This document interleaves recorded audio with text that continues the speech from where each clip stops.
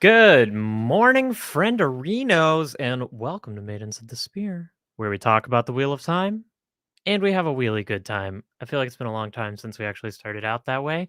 So let's bring it back, shall we? How is everyone? How were your holidays? How was your weekend? We got Susan Peterson in the chat. Wow, and if I touch my computer, it shakes everything. Oh, we got Tyleth, we got 9LZ, we got Talmanes, we got Pasa, we got Susan, we got Boggy. Oh, Nils. I'm sorry, Niles.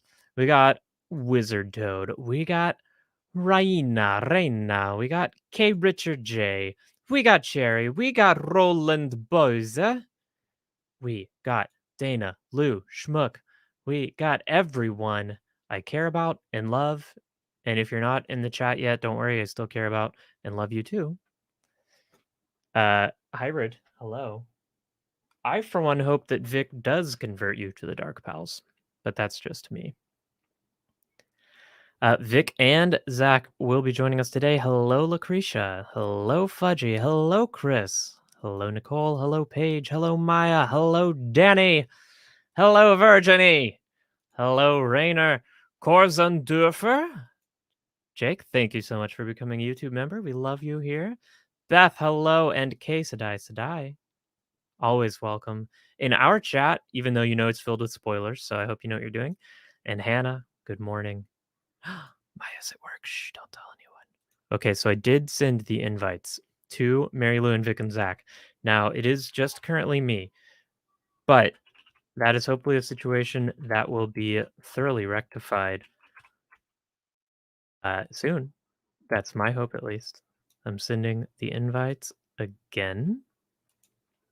Em has only been looking forward to this for 5 days. You voted Sag because you're sick? Oh, I'm sorry that you're sick. Yeah, the holidays. Hello from Norway. Well, hello, Trion.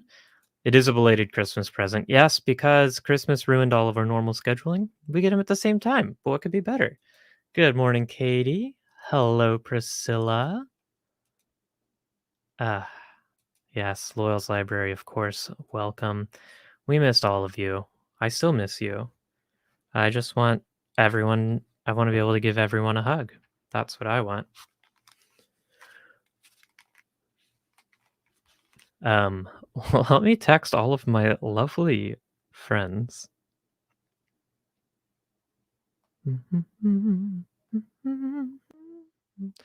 Oh, there they are.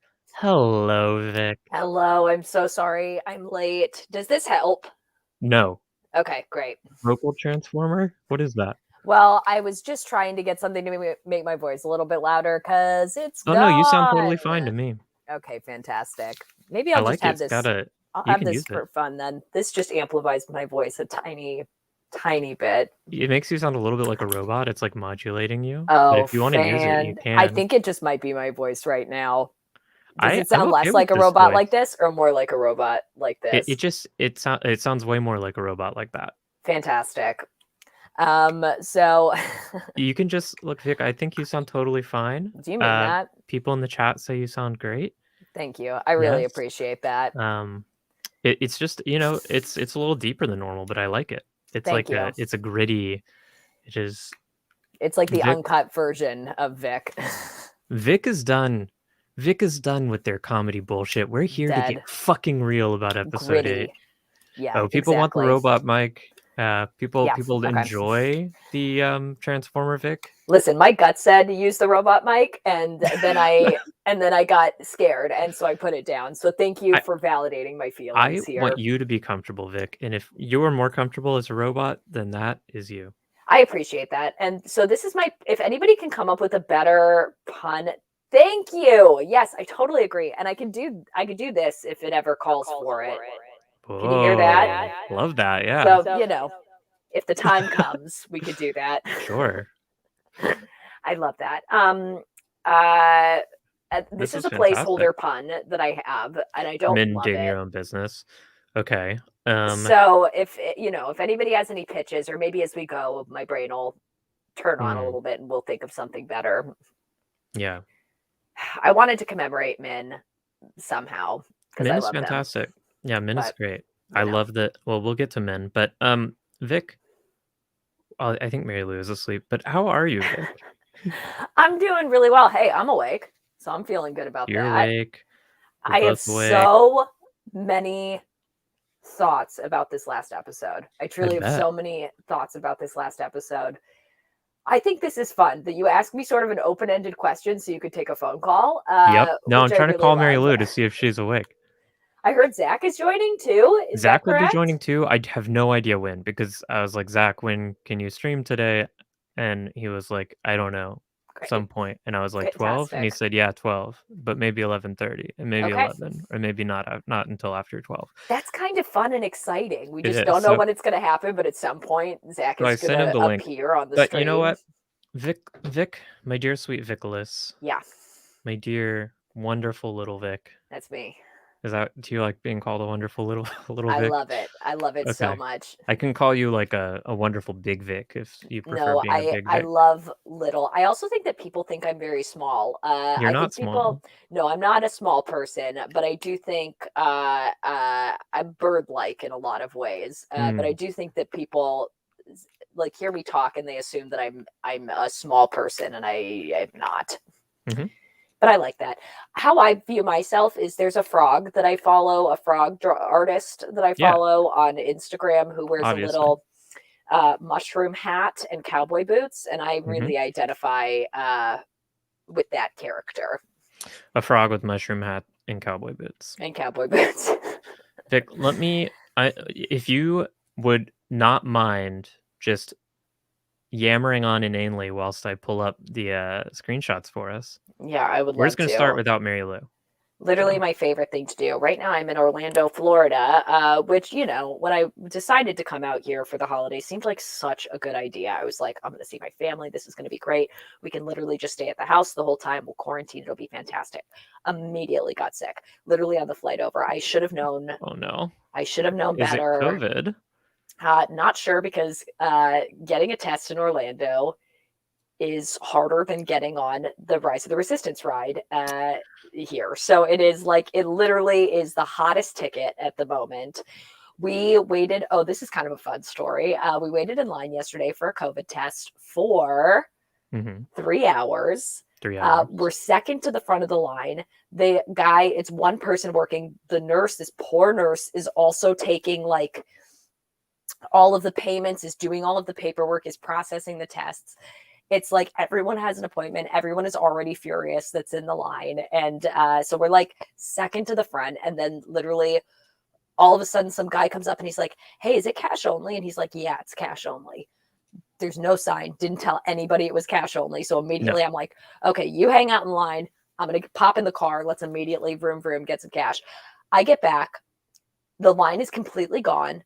There's 2 ambulances and a fire truck out front. And I'm literally like, what happened? And then Brandon was like, there was a big fight.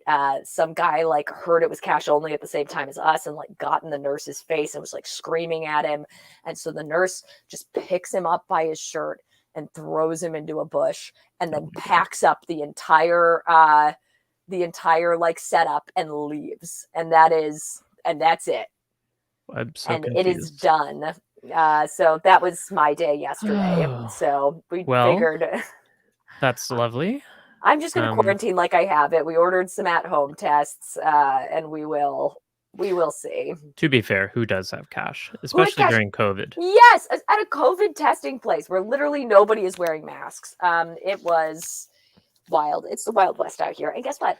My own fault. Apparently, diagnostic test production is running out. Gotta love Omicron. I, for one, was flying home this morning on a 5:00 flight, and there's a very good chance that I have Omicron now.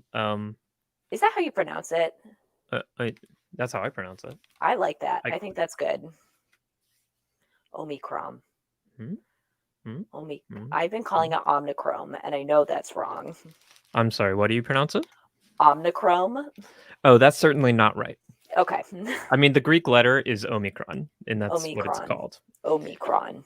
Yes. Omicron. Who pays for healthcare? Omicron. Americans, baby. Well, most of them can't, so they don't, Yeah. but they are required to if they want it. It sucks and it's sad, but Yeah, it's ours, I guess. I flew on a lovely flight with a bunch of people wearing lovely red masks with various political slogans that were worn Love aggressively that. beneath the nose. And It's just the best, eh? it's really wonderful. I flew in through Dallas from Vancouver, and they literally, the pilot, you could just you could tell how fed up everybody is with it. I don't know if your pilot was like this, but literally my pilot was like, okay, guys. And you know it's bad when that's how they're starting off their speech. Like, absolutely, like, no formality. They're just like, y'all, listen up. The flight attendants are literally designated by me. They're my eyes and ears in the cabin. If you give them a hard time, I will land this plane so fast that the I will oxygen turn masks this will drop. plane around. Yes. We No, will land immediately and you are gone. So I was flying out of the very small airport of Bellingham, Washington. Oh, right, because you were also I was you were in in Tawasin. Tawasin, How yeah. did you like it? Oh, I love Tawasin. We had a It's white so Christmas. It was great. beautiful. It was freezing. I literally missed the snow. It I started know, I'm so snowing like sorry. 4 hours after I left. Yeah, no, because we were the only flight flying out of the airport this morning. So I watched my pilot come in and, cut the long security line as they do. That's okay. They're As pilots. they do. He just walked into this airport, no mask, just drinking his coffee. And the Fantastic. TSA lady was like, sir, you actually need to wear a mask. And he was just like, I'm drinking coffee, and just walked right past her. And I was like, okay, this is where we're at this morning. Listen, this is going to be controversial. Yeah, so Yeah. I'm not going to say it because I actually don't believe it. I was going to say, like, you kind of want a pilot that is going to be making like hard decisions like that, right? And I'm like, I don't know. I want Actually, a I don't think a so. pilot that I trust to make good risk analysis. Yeah, I don't want a choices, you know? misogynistic pilot that's like, I'm drinking a coffee. Do you know what a coffee is? Like, Yeah. Anyway, is it people are really? idiots. It is freezing in I'm Vancouver. so jealous. It's It like literally 15 was like, degrees oh, that's in American 15 units. Fahrenheit. Yeah, Gotcha. Oh, that's very man. cold. I'm so jealous. That's like -7. It was like, it would have been like 40 or 50 Fahrenheit when I was there. Yes. Okay, Vic. I Would've been think like 4 or if 5. Mary Lou was going to wake up and make it on time, Be awake. it would Honestly, have happened by now. double surprise. Okay, so can we make a bet right now? First off, who do you think is going to show up first, Mary Lou or Zach? Zach. Zach. Okay, I also think Zach, but I'll take Mary Lou for fun. And then the second bet is, what time do you think Mary Lou is going to show up, and what time do you think Zach is going to show up? I think Zach's going to show up at 11:30. Okay. And I think Mary Lou is going to show up at 11:38. Oh, love that. Okay, I'm going to say that Zach is going to show up at 12, and Mary Lou is going to show up at 11:45. All right, poll time. A poll has been requested. So a poll shall be granted. I'm glad to hear that the majority of you are either great or good. Oh, that's really nice. I'm very glad to hear that. Only 6% of you are Sag, but to those of you who are Sag, Sagittarius? Sag as in sad with a GE at the end. Oh, great. Fantastic. It's a whole thing. Someone in the chat can tell me where it's from, I hope. I have no idea, but I know that all of the Twitch streamers I watch say it. Sag. And now I cannot stop saying it. Fantastic. I love it. Don't change. You can do it with anything. Like if you're happy, you say like I'm glad. If you're depressed, you say I'm deprej. So is it like something that is supposed to end in a D and then it's a G? It doesn't even have to be that. Okay. I'll ruminate on this and I'll think about it. Add GE to anything you want. I think I hate it, but I'm going to think about it and I'll circle back. Is Vic okay to be doing this? Me? Yeah. Yeah, I feel great. Genuinely, it's like, it is the kind of thing where it is weird. I'm completely quarantined. I've been quarantined since Christmas. But really my only symptom is I have a sore throat and I sound like a Grim Reaper. Other than that, I feel totally fine. I don't have a fever. I don't have a headache. God. Ben lives in Two Rivers, Alaska, and the power's been out for 44 hours. Well, Ben, I hope you've Ben. been stockpiling firewood and lanterns and shit. I don't even fucking know. Oh my God. I'm so sorry to hear Yeah. that. Jesus, that sounds I miserable. I hope hope you're you're okay, okay. Ben. Am I okay? Yeah, I'm fine. I'm sitting in a bedroom connected to a bathtub. I got a little patio. Ben, I'm so sorry. Yeah. No, it's let's see. People think Zach will show up first. So Okay. That's fair. Like I said, I think you're right, but I'm taking the opposite side just for tension. yeah. Vic, Yes. you want to get into it? Yeah. Was there a 3,000 years ago card on this? That was my first question for you. Great. I'm going to assume yes because you pulled it up. Or did you type this as sort of like a way to. This is an actual card from Great. the show. Did you notice it? Yep. You didn't notice it. Yeah, I noticed. Did you notice? Oh, I didn't notice it, but I knew that the cold open was 3,000 years in the past I because I did knew. the exact same thing because Yeah. huge shocker to me. I got home and then my dad was like, "Have you been watching Wheel of Time?" And I was like, Oh, wait, Dad. yeah, Ben, if your power's been out for 44 minutes and you're running on like an emergency generator or something, how you watching this stream, buddy? Oh yeah, I didn't even think about that. I didn't either. Good question, Mago. Okay, yeah, of course Vic missed that. I missed it too. Look, Vic and we I didn't cannot see watch it the at first all. minute of an episode. But here's the thing, my dad also didn't see it, and so then I seemed fantastically smart when I was like, guess what? This is 3,000 years ago, and I know that because I know Luce Theron, the last dragon, There you go. was around 3,000 years ago. So I seemed really smart, and I love that. I'm keeping that for myself. No, you should. I'm glad that you knew that. I'm glad He calls it the wagon wheel, which I think is where I'm getting all my weird names from. My dad's been calling wagon wheel. My dad's been calling the show the wagon wheel. Okay.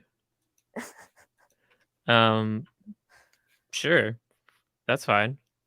Let me seem get upset myself. by that. I'm actually not at all upset. I like it. You seem like Okay, you like so it. yes, You we seem did. happy. We met Luce Theron, and we met. Who is this? Is my This question. is Latra Posai Dekume. Okay. You can call her Laura Dern because that's what I call her in my Oh, head. I love that. Yeah. So we got LD here, and she's like, "Don't put your magic into that baby." And Luce Theron is like, "I'm gonna do it. I think it's gonna be hilarious." And she's like, "You're my friend." Really set up that we're friends, and men and women at this point both still have magic. That's right. Yeah, they're both Aes Sedai.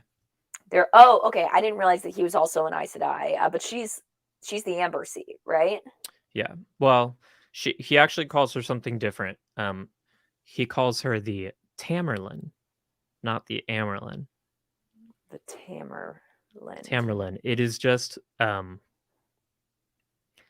the show made it confusing because in the show they call her like the Tamerlane seat. Right. I think. But is it different? Is it just that they renamed things like when they went through sort of like corporate changes when men got kicked out and they were just like it's supposed to be we're creating our own corporate jargon. It's supposed to be kind of an interesting thing about like the evolution of language and stuff. So like in the books, in the Age of Legends, the leader of the Aes Sedai wore the ring of Tamerlane, and then that like name kind of evolved and it later became remembered as like the Amerlin seat is the person who's in charge of the Aes Sedai. It's just a little fictional etymology. Gotcha. Trivia. Well, because they're also speaking Oldie, right? They're speaking the Old Tongue. What did you think about that? I was just like, well, it was just something that set it apart as like being old for me. And to me, that was my first clue that this was Luce Theron, because I was like, oh, they're speaking Oldie. And I'm like, okay, great. This makes perfect sense. Yeah. To me that this is him. And then so I started pointing it out to my dad. I'm like, that's Luce. And this is this is actually 3,000 years ago. So I was sort of using that as a brag. And now I'm realizing wasn't actually a brag at all because they did say that right out the gate. They did say that right out the gate. I didn't notice it. And then cut to... Oh, wait. I have one more thought. Oh, yeah. Sorry. Fun fact, and my dad was shocked. Sorry, I did watch this with my dad. So a lot of this is filtered through his reactions as well. You should have brought him on. Together. Should have. But he is downstairs in the kitchen, and I am quarantined in this room. But we were both totally shocked when we were like, oh my gosh, there's airplanes. There's futuristic airplanes. Oh, I So we forgot went to back. screenshot. Obviously, I should have screenshotted all of the space stuff. I Went didn't back do in that. time. The other thing that I think is that my big theory, can I say a theory? Obviously. Nynaeve is from this family line. Okay. I'm almost positive because he's like, I'm going to put magic in that baby. I'm going to His put magic in that BFF baby. is like, do not do that. And he's like, I'm going to do it. So my thought is does. And so her magic comes from this line of magic. And that's why she's so powerful. I like that. I like that theory very you. much. That was my first thought when I saw that. I was like, oh, that's Nynaeve from 3,000 years ago. And Grant, she also speaks oldie. So we know that. Grant, if you're watching on Twitch, I just got a message. I don't know why you're blocked. You're not meant to be. Come hang out on YouTube or something. Come hang out on YouTube. Yeah. Yeah, I don't know why I didn't screenshot that. Very silly. Okay. I like that theory a lot. Thank you. Boggy saw someone else who had the same thought too. Okay. And some other non-readers have had the same Nynaeve theory. Yeah, well, it just makes sense because she's so strong. And it's going to be a bummer if then we find out that it is Egwene, not because I don't like Egwene or because Egwene is not going to be fine, but it's like, but she's so strong. Nynaeve is so strong. So you would think that this makes sense. Yeah. So, okay. Well, so I wasn't the only one to come up with it. It was my idea. Are you saying it's like a hereditary position? Yeah, I'm wondering if it's just something that's passed down where it's like just like a little extra magic. You know what I mean? Just like a little bit extra. A little sprinkle. A little extra magic. Yeah, I like it. Okay, you ready to move on? Yes. All right, got to capture my start bar in this one apparently, but Maureen and Rand are in the blight. Yeah. That's basically it. It's just a little establishing Rosamund thing. Pike, who is just like truly gone full blown Grey Gardens at this point. She's like wandering around being like, my things. It's she's having a time. Yeah, she's having a tough time. Okay. Perrin and Egwene? Yeah. They're chit-chatting. Then this is sort of where he's like, thank you. Oh, thanks. During the scene, what is this conversation that they're having? They're talking about that. This one is Egwene is like, I love Rand, and Perrin's like, I love Rand, and she's like, are we good? And he's like, yeah, we're good. Yeah, which also feels like such a weird way to like tie this all up. Once again, I just like, I don't know. This felt rushed, and I know that there were people that were like, there were looks early on, and I was just like, I don't know. This felt rushed, and I didn't buy it. It felt like they tied it up in a weird way to be like, we both love Rand and we don't love each other, right? And they're like, yeah, that's how we're going to end this and move forward. Unless it's going to come back in some other way and they're setting it up for like later. Yeah, again, I have no idea because this is a show creation. So that genuinely is my only thought, is maybe that they're setting it up and it'll come back in the future. Oh, baby, thank you, Bryant, for this. Thank you, Bryant. Okay. Are these the towers and the skyscrapers from later? Not later in this episode. These are the towers and skyscrapers that we see in the very beginning of episode 1 that are all overgrown. Right, but we also sort of see them later on, don't we? We'll get to those towers. Those are different overgrown towers. I see. From our time? From our time. No. Yeah. I don't believe it. Well, not from our time. The overgrown towers later. Not from our time. From the show time. Right. I'll explain when we get to those. Okay. Because I got questions. But no, this is very space agey. There's flying ships. There's flying all sorts ships of going fun stuff. From here to directly up, which would, if you had a ticket or were in the back seat of that, how horrible would that be? Yeah. To be going straight down or straight up at any point in time. That would be awful. Right? Fudgy wants you to note that there is a huge freaking dam. Looks is there? Like it. Okay. So I'm wondering, is this underwater? Do we see a volcano? Because I was rewatching the last episode, episode 7, and guess what I realized? What'd you realize? That Spears was fighting all those guys literally right next to the volcano, which She means that was. we were right outside of White Castle when this We was were. happening. Good realization. So I Yeah. wonder if that's why freaking Rand was like, I've been here before. It's like, yeah, you were born here. And you remember Yeah. that? You were an idiot. You were a baby. Yeah. There's no way. No, this is not underwater, but when we see this shot from 3,000 years in the future, where it's all overgrown, there is a big river running right through the middle of where this city is. Good for the river. Good for the river. I agree. Yeah. Let rivers flow, The baby. river's been held back for too long. Yeah. Okay, so let's get back into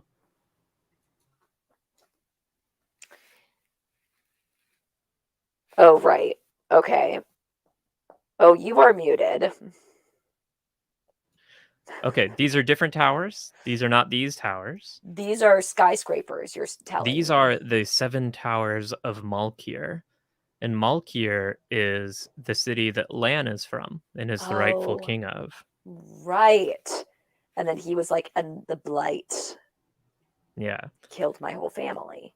Yeah. And as Moraine tells you, this was not part of the blight like 40 years ago. Yeah, which is nuts. Also, that means that Lan is 40, which I wasn't expecting. But also, my other question is how does the blight work exactly? Because it seems like they're allowed to walk into the blight and they're not like dead immediately or anything Right, like right, that. right. So, what is it exactly? Is it like a force? Is it like Yeah. it doesn't kill you if there's oxygen? Like, why would the entire city be dead just because it feels like the kind of thing where it's like a famine or something like that? They didn't really go into it much in the books. Um I mean in the show they went into it more in the books. So Gotcha. in the books Malkir wasn't just like eaten by these creepy vines. Malkir, the town, was first like sacked by a Trolloc army, Oh, I and then see. without the humans there to like keep chopping back the blight and to keep defending the land and keeping it clean, then the blight is basically like it's like an infection from the dark one that like is bleeding out onto the land. Gotcha. So the Trollocs basically go through and they get everybody out. That way the blight can sort of continue to take over. Yeah, that's kind of part of it. Gotcha. I really don't like the way that we're talking about this because Trollocs are looking for a home. Trollocs are just sort of, they're doing their job here. You know what I mean? We're not yelling at garbage people for picking up Yeah, trash. We're not yelling at firefighters for putting out fires. I don't think we should be mad at Trollocs for making sure that nature can continue to expand. They're forest rangers sure. It's essentially. it's it's debatable how much it is nature versus the Dark One's touch, but I can't wait to get into our guy Shaitan later because I am so excited. yeah. Um, Mhm.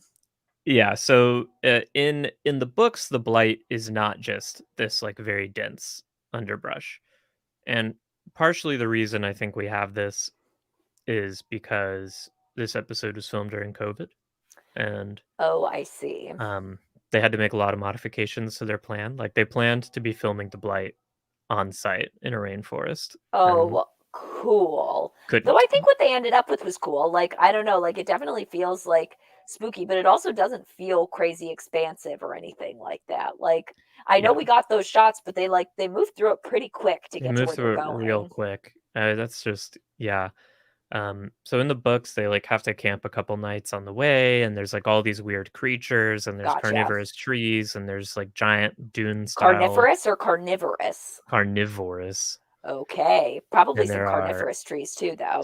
definitely, and there are giant dune style sandworms, and there are Oh, monsters, and there's all come sorts of weird shit, on.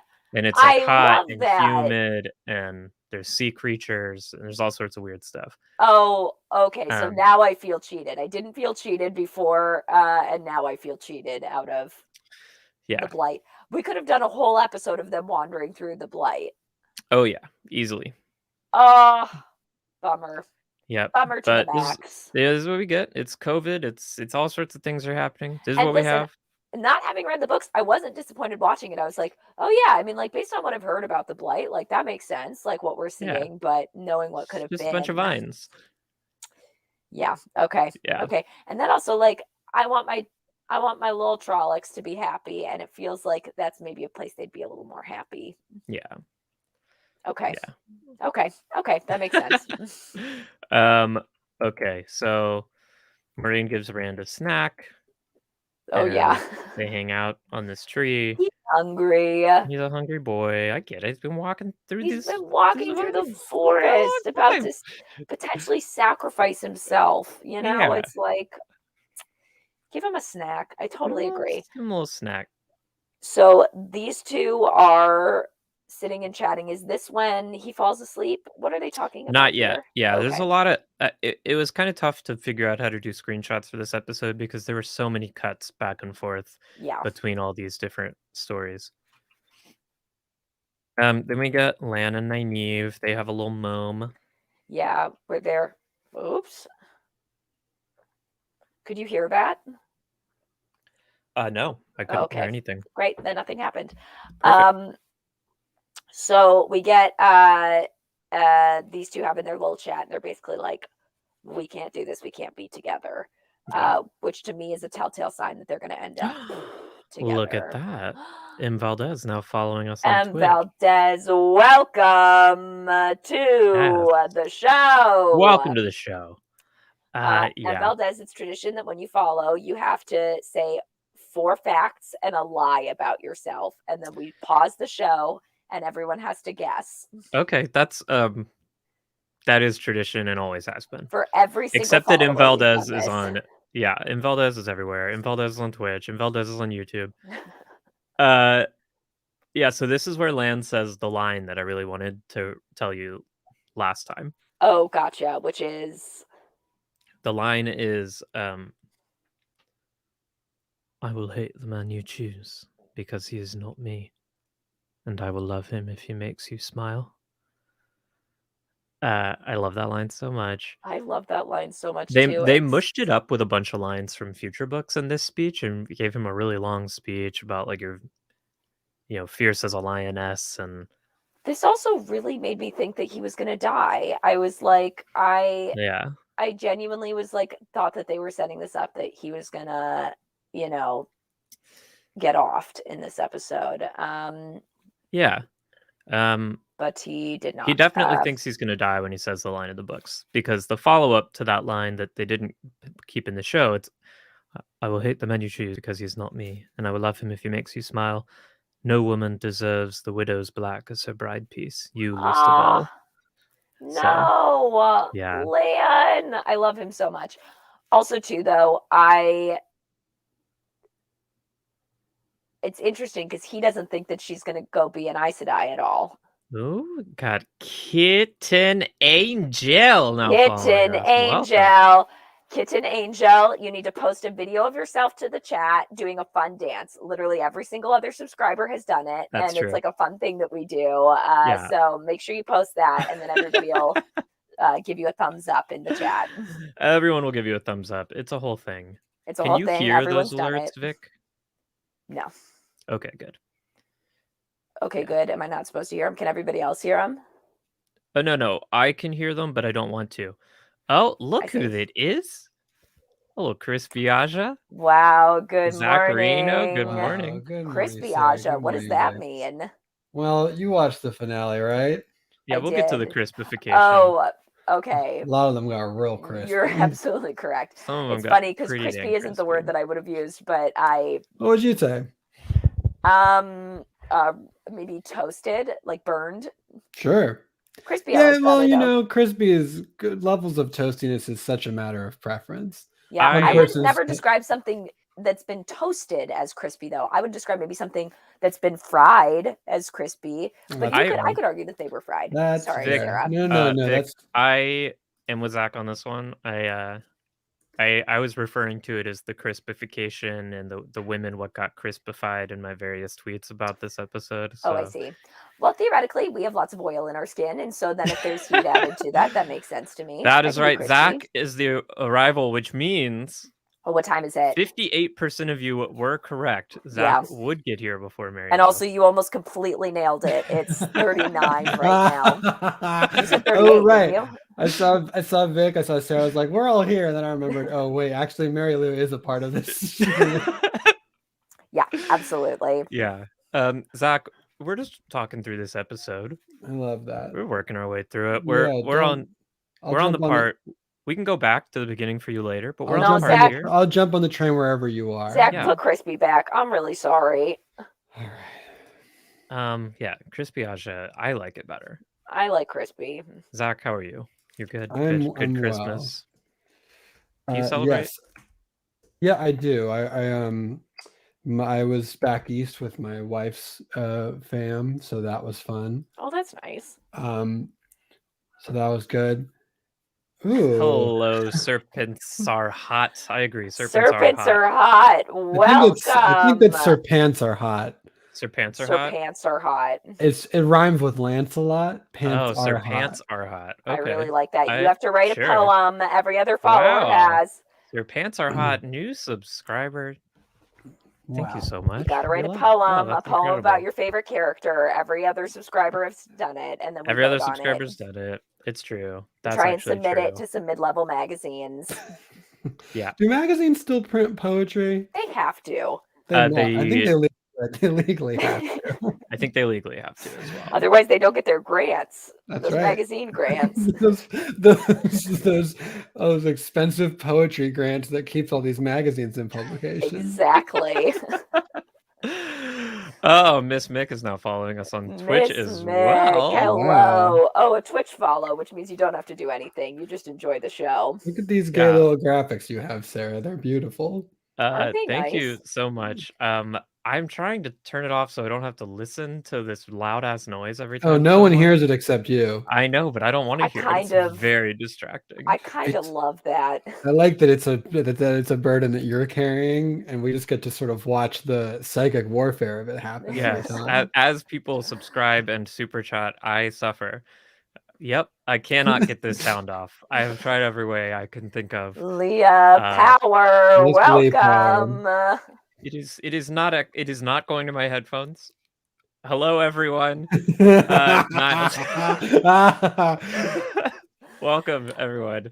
See, now we've turned the bug into a function, and now you can't turn it off. This is fantastic. You just get to watch the eye twitch a little bit. Why is every sort of way that both you ran your incredibly successful fundraiser and now you're growing your business is all a matter of like your viewers subjecting you to various kinds of pain and tasks. That's true. That's how I do. Donate to make Sarah suffer. Sure.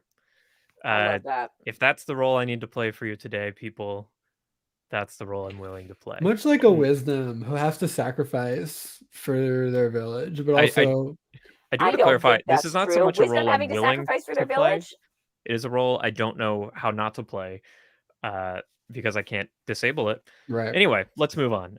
Did you have thoughts, Zach, on this Land and Nynaeve scene? Yeah, I thought it was difficult to understand the words they were saying, which I find you gotta watch with subtitles. I normally do, but for this one I didn't. We will find out, Sargon. Did he say, he's like, I can't marry you, but I love the dude that's gonna marry you because he makes you happy, so I love him? Is that what he said? Super chats are delightfully quiet, but Overgeared Grid, thank you so much for the follow. I can look. Do you want me to turn sound on for the super chats so that you can make me suffer? That's what you want. Oh, them. Yeah, sure. Obviously, that's what I'm gonna make it the most annoying sound I have. Oh, you know what? No, I'm not gonna do that to myself. You can't hear what I'm listening to, so you don't even know. Vic, scale of 1 to 10, how much of what I said do you think Sarah heard or registered at all? I heard so much of it, Zach. Zach, what you said was, so Lan isn't gonna marry her, but he's gonna love the man that she does marry because he makes her happy. All right, I'm thoroughly embarrassed now.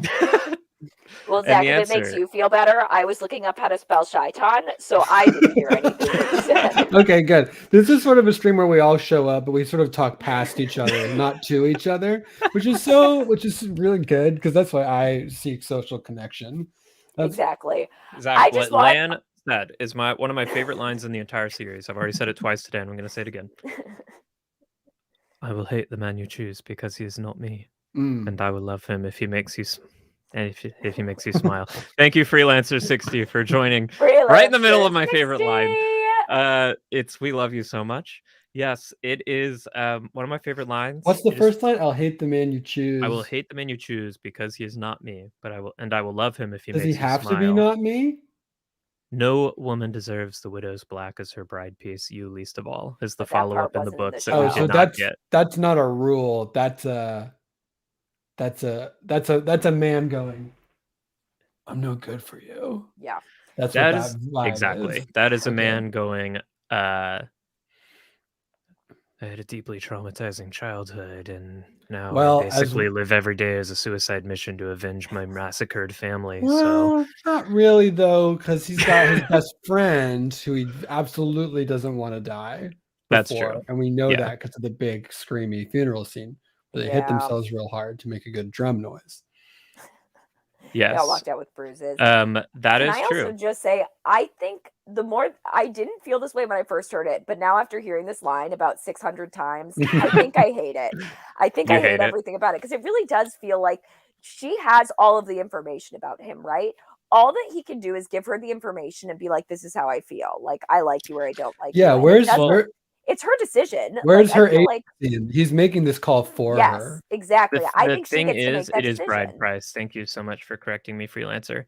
It is kind of something that he has to learn. That's like basically one of the lessons he as a character has to learn. I mean, I ship it. I mean, they're gonna get together. The question is when. Well, they did last night. But when again? When are they gonna put rings on it? Do people get married in Wheel of Time, or do they like? There are various wedding traditions. I think they got some like of them involve rings. big necklaces, big hats. Yeah, there's a lot of different ones. I think the family band probably has the best weddings of all of the. I think of all of the characters. Probably. I think they probably have. Or are they like, here, eat a big leaf soup we made? This is the wedding leaf soup. I don't know, but that lentil. It's got little noodle balls. Looks so good. Did it really to you? Yes! You saw that and you were like, "That's the fantasy food that I want to eat." It was just dull. You could go get that today. What fantasy food are you picking? Name one fantasy series where you're like, that food looks incredible. I mean, I can pick another one from that episode. No, what? They went into that big white city and immediately got egg rolls. That's true. Matt and Rand were walking in the hall and someone was like, egg roll? And Rand was like, I'd love an egg roll. And Matt was like, no, I'm too beset by evil to eat an egg roll. Oh, right. I'm not going to lie. I completely obviously forgot about dying that. to tell them, Susan. To tell us what? What happens to many things I could tell you. And Lan. Oh, so Lan has a lot to learn. Lan is traumatized, and Lan, the show doesn't play this up as much yet because what you're getting is sort of a more emotionally actualized Lan than he is in the books at this point. At this point in the books, Lan is suicidal, and his bond to Maureen is the only thing that he lives for. But like he is fully convinced, like once I'm done with whatever Maureen needs me for, like I'm going to die in the blight. That is my destiny. Cool.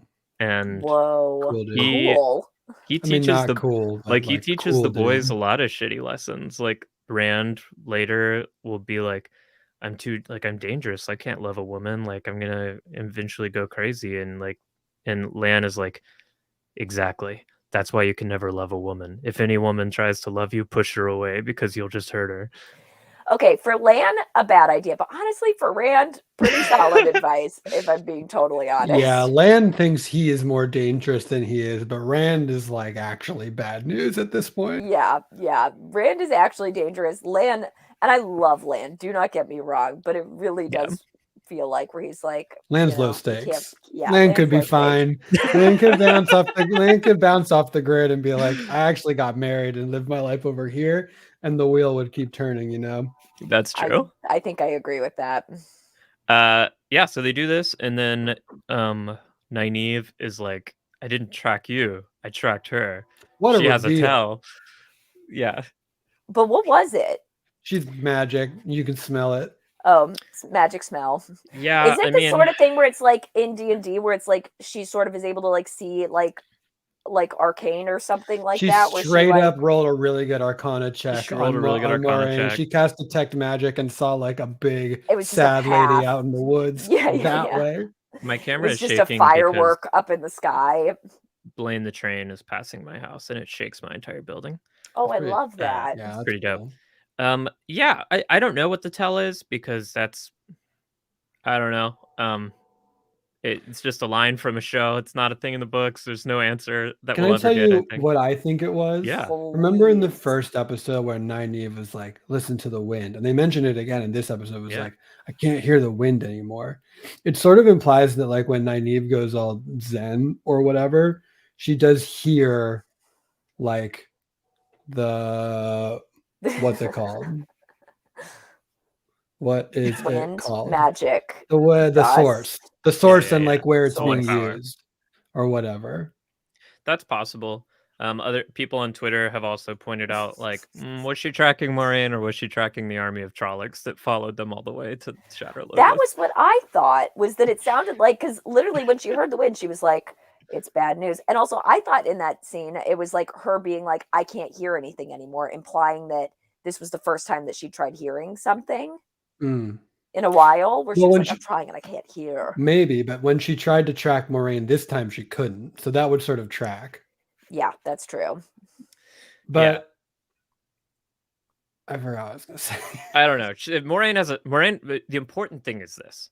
Moraine has a tell, and Lan can follow it through the blight. That's what matters.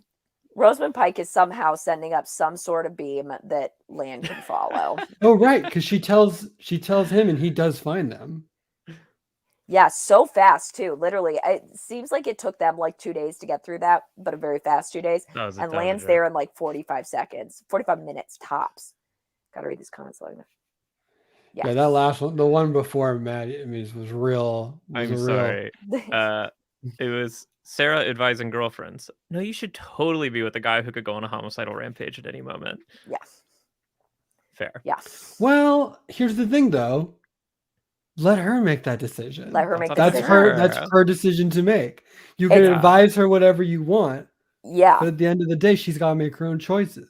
And I think if it is because at the end of the day, he doesn't truly want to be with her, then just say that. Be like, hey, I don't know if this is a relationship that I want to be in. But stop making excuses about, I can't, I'm going crazy because I tapped into the one power and it's tainted. This was like my brother. He was about to move. And people point out that the tell cannot be magical because Lan doesn't do magic.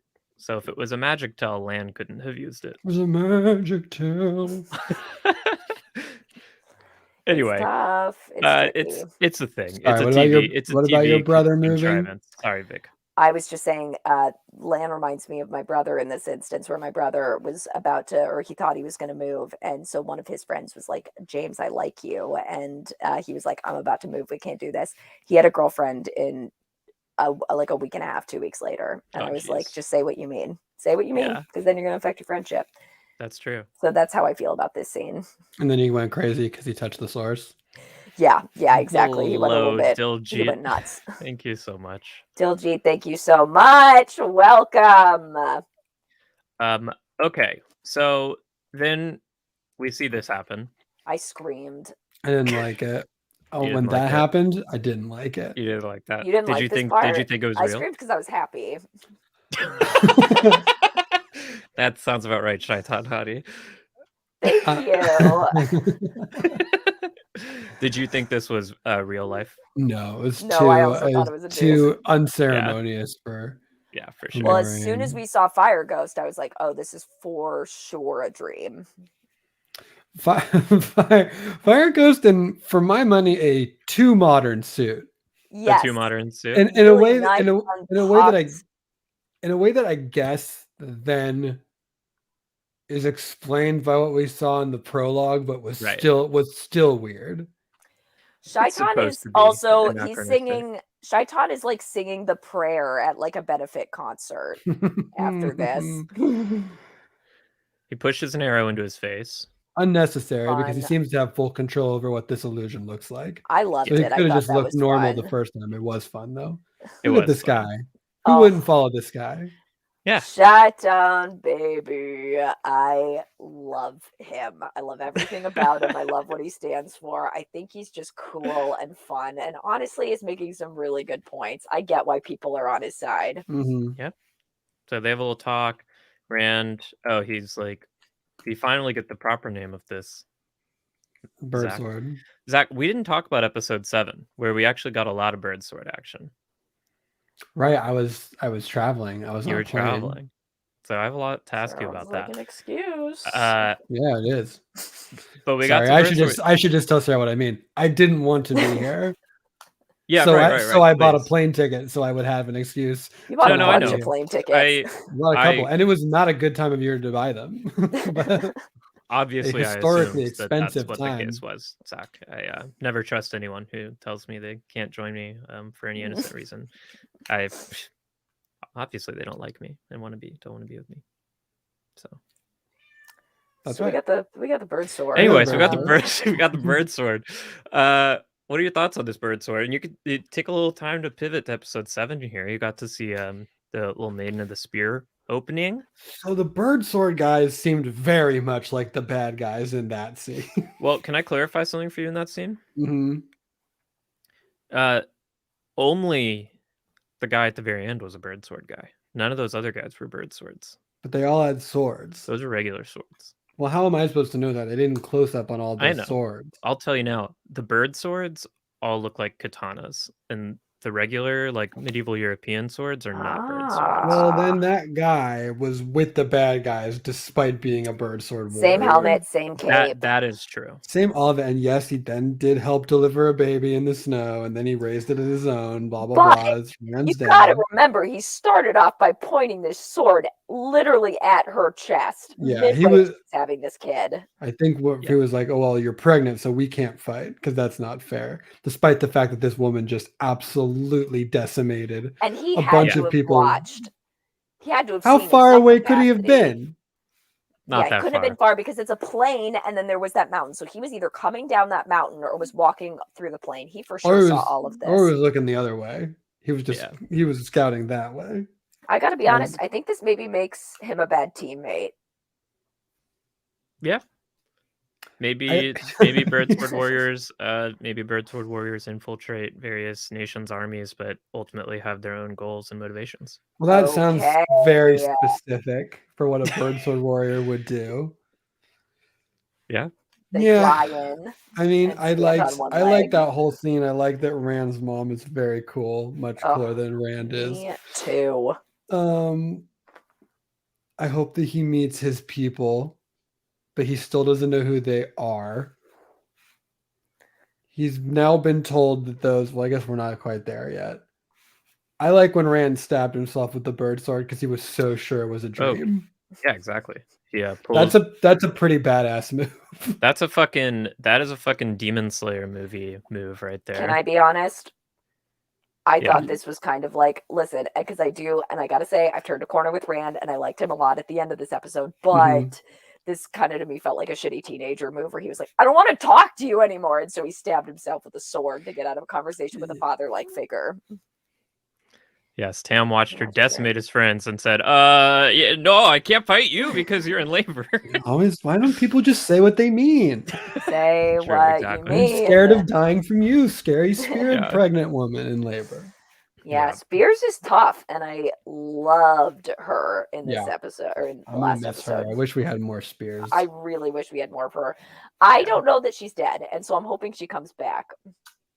The woman who we watched bleed out and die and had her child taken away, you're not sure that she's dead. We don't know that she died for sure. Right. Nobody, no death. We didn't see the body. We didn't see a we did. We didn't see we didn't see a funeral. No, so we didn't see it decompose. We didn't see any fungal growth. Freelancer, we actually see Rand use this sword a couple times before this. First, he has the sword taken from him by Dana the Dark Friend, and then he has the sword taken from him by Lan. So when you think about it, he tries to use it. This is the first time he successfully uses it. Yeah, this is the first time he stabs anyone. Can I ask one other question that I Always. just thought of? In episode like 3 or 4, when that other allele came to town and they were like, oh, it's an allele, it's a fighter, they're so freaking good and talented. How come they didn't talk about like the hundreds of people that died at the hands of trying to kill this one guy? Because they've made very clear that they're like the best fighters and all of this stuff. So if they're trying to take him down and put him in a little cage thing to warn other people not to come, how was there not tons of other casualties? That guy was peppered with arrows and his veil was down, which meant he wasn't in like fighting mode. That dude just showed up into town and was murdered for being a foreigner. I think he just got ambushed from a distance. Yeah, that dude was a hate crime. That was a straight up hate crime. Yeah, absolutely. Yeah. Man, so I don't know that they fought. I think he was just because you're right. He would have wrecked every single person in that town. Well, that's just it. He's not even in labor that we know of. So I think that it just would have absolutely destroyed everyone.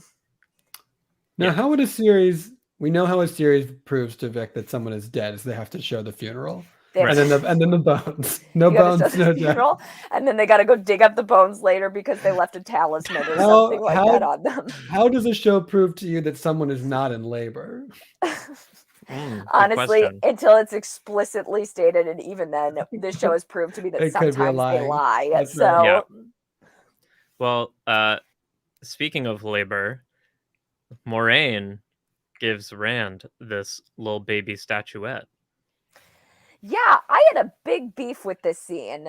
Okay. Because they spend this whole time being like, it could be you, Nynaeve, it could be you, Egwene. And then she literally is like, has this talisman and is like, it's all the male channelers in this tiny little stone. So didn't it have to be either Perrin or Matt or Rand? Did she say male channelers? I thought so. She did, yeah. Oh. You don't think she has another one for a woman? Wouldn't she have pulled him out and been like, I brought both of these? And also, too, are women putting their magic? Because women can still use their magic. So are they putting them in a little rock? Well, she said that these artifacts are before. They're like so Yeah, old. they're from the Age of Legends. Like, so we're fully. I didn't hear the fact that it was only women. I just assumed that a bunch of people made a sacrifice and put their power. Bye, Bryant. And put all of their power into this as like a countermeasure for the future. I didn't hear that it was only women. Yeah, thousands of male channelers poured their last drop of power into it. Okay. So I just don't know, are women doing the same thing if they can actively use their magic? Well, if we know one thing about men is that they love to look for excuses to suicide themselves for a greater cause.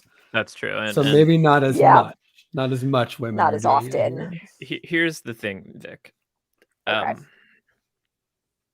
In the books, right, it was never a possibility that the dragon could be a woman. Why? Oh, because because in Robert Jordan's cosmology system, souls are inherently gendered, and the dragon is a male soul that is born as a man every time he is reborn. Remind me, cosmology. Just in Robert Jordan's like magical world, the rules, the busy world of Robert Jordan. My mind went to hair and makeup, and I knew that was not cosmetology. Cosmology. Yes, now, it is like the rules of the universe. That is similar because in all worlds, women have hair and men have makeup. That's true. That's actually true. Exactly. And that's kind of what the whole magic system is beauty school dropout when they go into space, which was what I thought of immediately. Yeah. Right. So I don't know, Vic. I don't know if you ask the showrunners, like, would she have had one if it were a woman or not? Well, Rafe is in the chat, so if we can go ahead and Rafe, if you're in the chat, you want to give us some answers? I mean, as a non-reader, way more interesting for it to be one of the 5 of them and not know which than for it to be one of the 3. Absolutely. Because I agree. because we were talking about this earlier, Sarah. It was like, I was like, oh, it's more interesting if it's Egwene. Yeah. Like that story arc is something I feel like I haven't seen as much. So the possibility that it could be Egwene is very cool. Now, we all knew from the jump that it's not Egwene because every camera shot is telling me that it's Rand, despite the fact that Rand is the... Did you know it was Rand from the beginning as well? I mean, that was my 90-10. That was your first guess. Yeah. That was me as well. I wanted it to be Egwene, but was pretty sure it was Rand. I totally agree. I had the exact same thought. And also too, like Egwene, but I do feel like Egwene, we followed her story more thoroughly throughout. So it also would have been more satisfying because Rand really all of a sudden in these last 2 episodes, they're like, feel for this character. This is the backstory and this is why you should root for him. Right. It was just like, and this, I guess. I think the series does a good job of leaving that mystery open to the point where they address it in this episode where Rand is like, you thought it was Egwene. And I think that as a storytelling thing is more interesting than what would have been the other way. So I like that change. Yeah. Yeah. It is a change. It is a change that, like, I, as someone who has read and loved these books for forever, am honestly struggling to, like, figure out how I feel about it because they basically just shifted the whole framing of the season. Which is fine. Like, they made Moraine the protagonist, and they generated the mystery about the identity of the dragon as like a TV hook. And I think Moraine is an interesting protagonist. I like the focus on like a middle-aged woman, etc. Well, I also think it's deeper than a TV hook too, just because I think like when you're framing something in the 1990s and what was important and what socially people were interested in watching and looking at is very different than today. So I do think it's cool that they took a lot of that into account when trying to create a series that was going to be interesting and relevant. I think that's true. But in the books, the POV for the majority of chapters is Rand's POV. And there is there's not really a mystery around who is the dragon. It's like very clear to the reader that Rand is the dragon. Right. And the experience of the books, rather than experiencing a mystery of who is it going to be, is watching a teenage kid going through the process of like denial and like mounting evidence that he is this thing he has no interest in being, and like ultimately having to accept this about himself, which is a narrative I really related to as I like it as like a queer narrative. Yeah, I always read it. Totally. And I think that you know, I mean, it's always tricky when there is now a new source material. There is a source material that you love and then a recreation of it that is new. Yeah. For me, it always helps me feel better to know that, like, well, the books are the books. That's the narrative of the books, and they will always be that way. I like it when series try to think of like, what's the new thing to say here? And I will say that I think fantasy in general, and this is especially true of like video games, stuff gets gender locked a lot. Yeah. Where it's like, and oftentimes it's like a design budget thing where it's like, well, we can only make the sorceress in Diablo 2 a woman. So if you want to do magic, like you're going to be the sorceress, and it's not. I love the change to the cosmology of it. I love the change, obviously, that souls. Makeup pick, I love the change that souls are not gendered. I love the addition that the dragon theoretically could be a woman. I think like I'm not even necessarily against this framing at all. And I'm more interested in how y'all felt about it than me.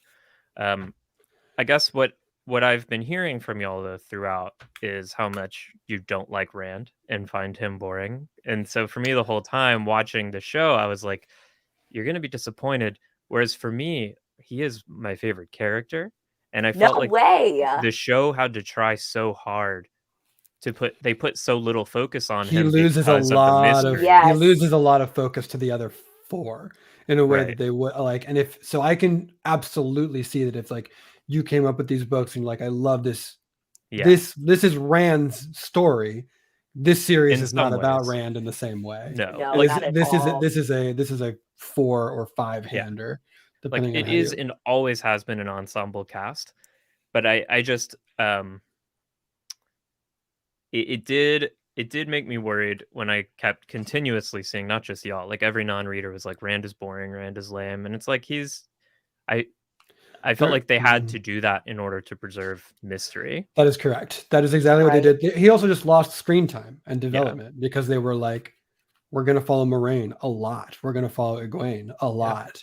Yeah. Yeah. Well, it's like you said too. I mean, we discussed this a little bit either on the charity stream or maybe last week, where it is like I way would have rather seen that scene that you were talking about in the book, where like Rand is like trying to save his dad, and is like his dad is like talking about how he's adopted, or like is like muttering about stuff like that, and like we get to see some of that. It just would have made me sympathize with Rand a lot, as opposed to, like we talked about, having to cram it into these last 2 episodes, because now it leaves me being like, okay, I guess like I got to rewatch and like sympathize with this character a little bit more. I mean, it's tricky because Rand is not my Perrin is to me the least interesting. Shut up. For a long time. No. Until Perrin like gets wolf stepped, there's nothing going on there. It's just a guy whose wife died by an accident. That he killed. Yeah, but by accident. Right, but then it's like, is he going to be a bad guy? Is he a good guy? In this episode, one thing that I will give you that was confusing about Perrin was like, the way of the leaf is not like this. I have to be nonviolent. And I was like, at what point did you decide you were going to be not nonviolent? I know. At what point was that part of your character? Yeah, you went to youth group one time and were really sort of into it, but you haven't spent that much time. Yeah, exactly. You like the songs a lot, and then we're like, this is me, and then we can move on to the episode and get to that stuff. I do want to hear like more about how y'all experience the show as a whole later, because obviously it's like what is interesting to us is how it's translating.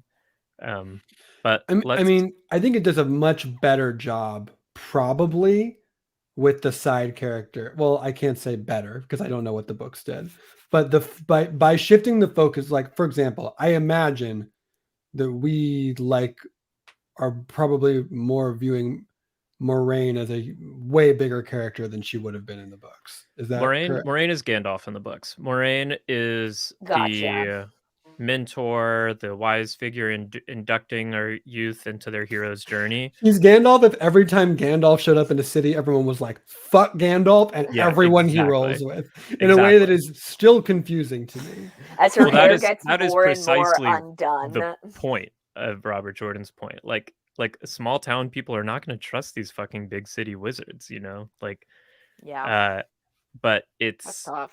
She's Gandalf that no one trusts or likes. But we don't really get much insight into Moraine's perspective until like book 3 or 4. Right. Well, I think I love what they have done, because I think she's I love what they've done with her. If not, she's maybe my favorite character in this. Yeah, I agree. I love. Oh, she's great, and Rosamund Pike's incredible. I actually think all the actors are fantastic, and as far as the characterization of everyone, I think it's all good. I can see in like Yosha Stradowski, who plays Rand, I can 100% see in his performance, like, oh yeah, I recognize you as the Rand from the books. I just don't think that people who aren't looking for what I'm looking for will see it. Because he doesn't have enough to do. But the actor is good. In the moments when he does, like the scene with the episode with Dana, where they're in that village. Oh, so good. He's great in that episode. That was my favorite Rand episode up until maybe the last 2. So we're talking like, how many episodes were there? 8? 8. And 3 for 8, Rand is really interesting. Yeah. And the others, it's focused on other people, which is fine. After we go through this whole episode review, I'll tell you what happens in the books that I wish we'd seen that is not important plot-wise, but I think would have made you like him more. But let's move forward. So then Egwene and Nynaeve are like, we got to listen to the wind. Nynaeve is like, I can't listen to the wind anymore. And Egwene's like, I got you. Too powerful. Too much magic in her head. We're actively being attacked by Trollocs right now. Yeah. Which feels like, I think we just got to listen a little bit. You know what I mean? I feel like we'd be able to hear an active Trolloc attack if we maybe just like, as opposed to say we can't hear it, just like take a breath, calm down. You're going to hear it. They're right here. They're literally, if we peek over the gate, we can see it. They're literally, they're mounting the gate. Matthew, this is actually a really good scene that I totally forgot about. It's just like early on as they're traveling, they stop at an inn one night and they're playing music, and like the kids are like, "Yo, fuck it, we're gonna dance." And then they're like dancing these, kind of country circle dances where partners are rotating. And then as they're dancing, Rand is like, "Oh fuck, what? This is Moraine," and Moraine is dancing with everyone. And he talks about getting like nervous and tripping over his feet because now he's like dancing with Moraine and he's in love. He's in love. That's a plot line. That's the twist I've been waiting for. Morand. Those are those Yeah. looks that I've been seeing. Yeah, hashtag Those Moran. are the hashtag Moran. I love that. Yeah. Okay, so this happens. Trollocs are coming. Cut back to the jungle. Blight. I don't remember what happens here.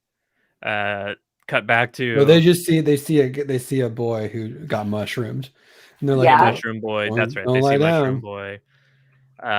Though, quick question, because in Yep. his dream he's like covered in moss, but then he wakes up and there's no moss. Well, was there a significance of that?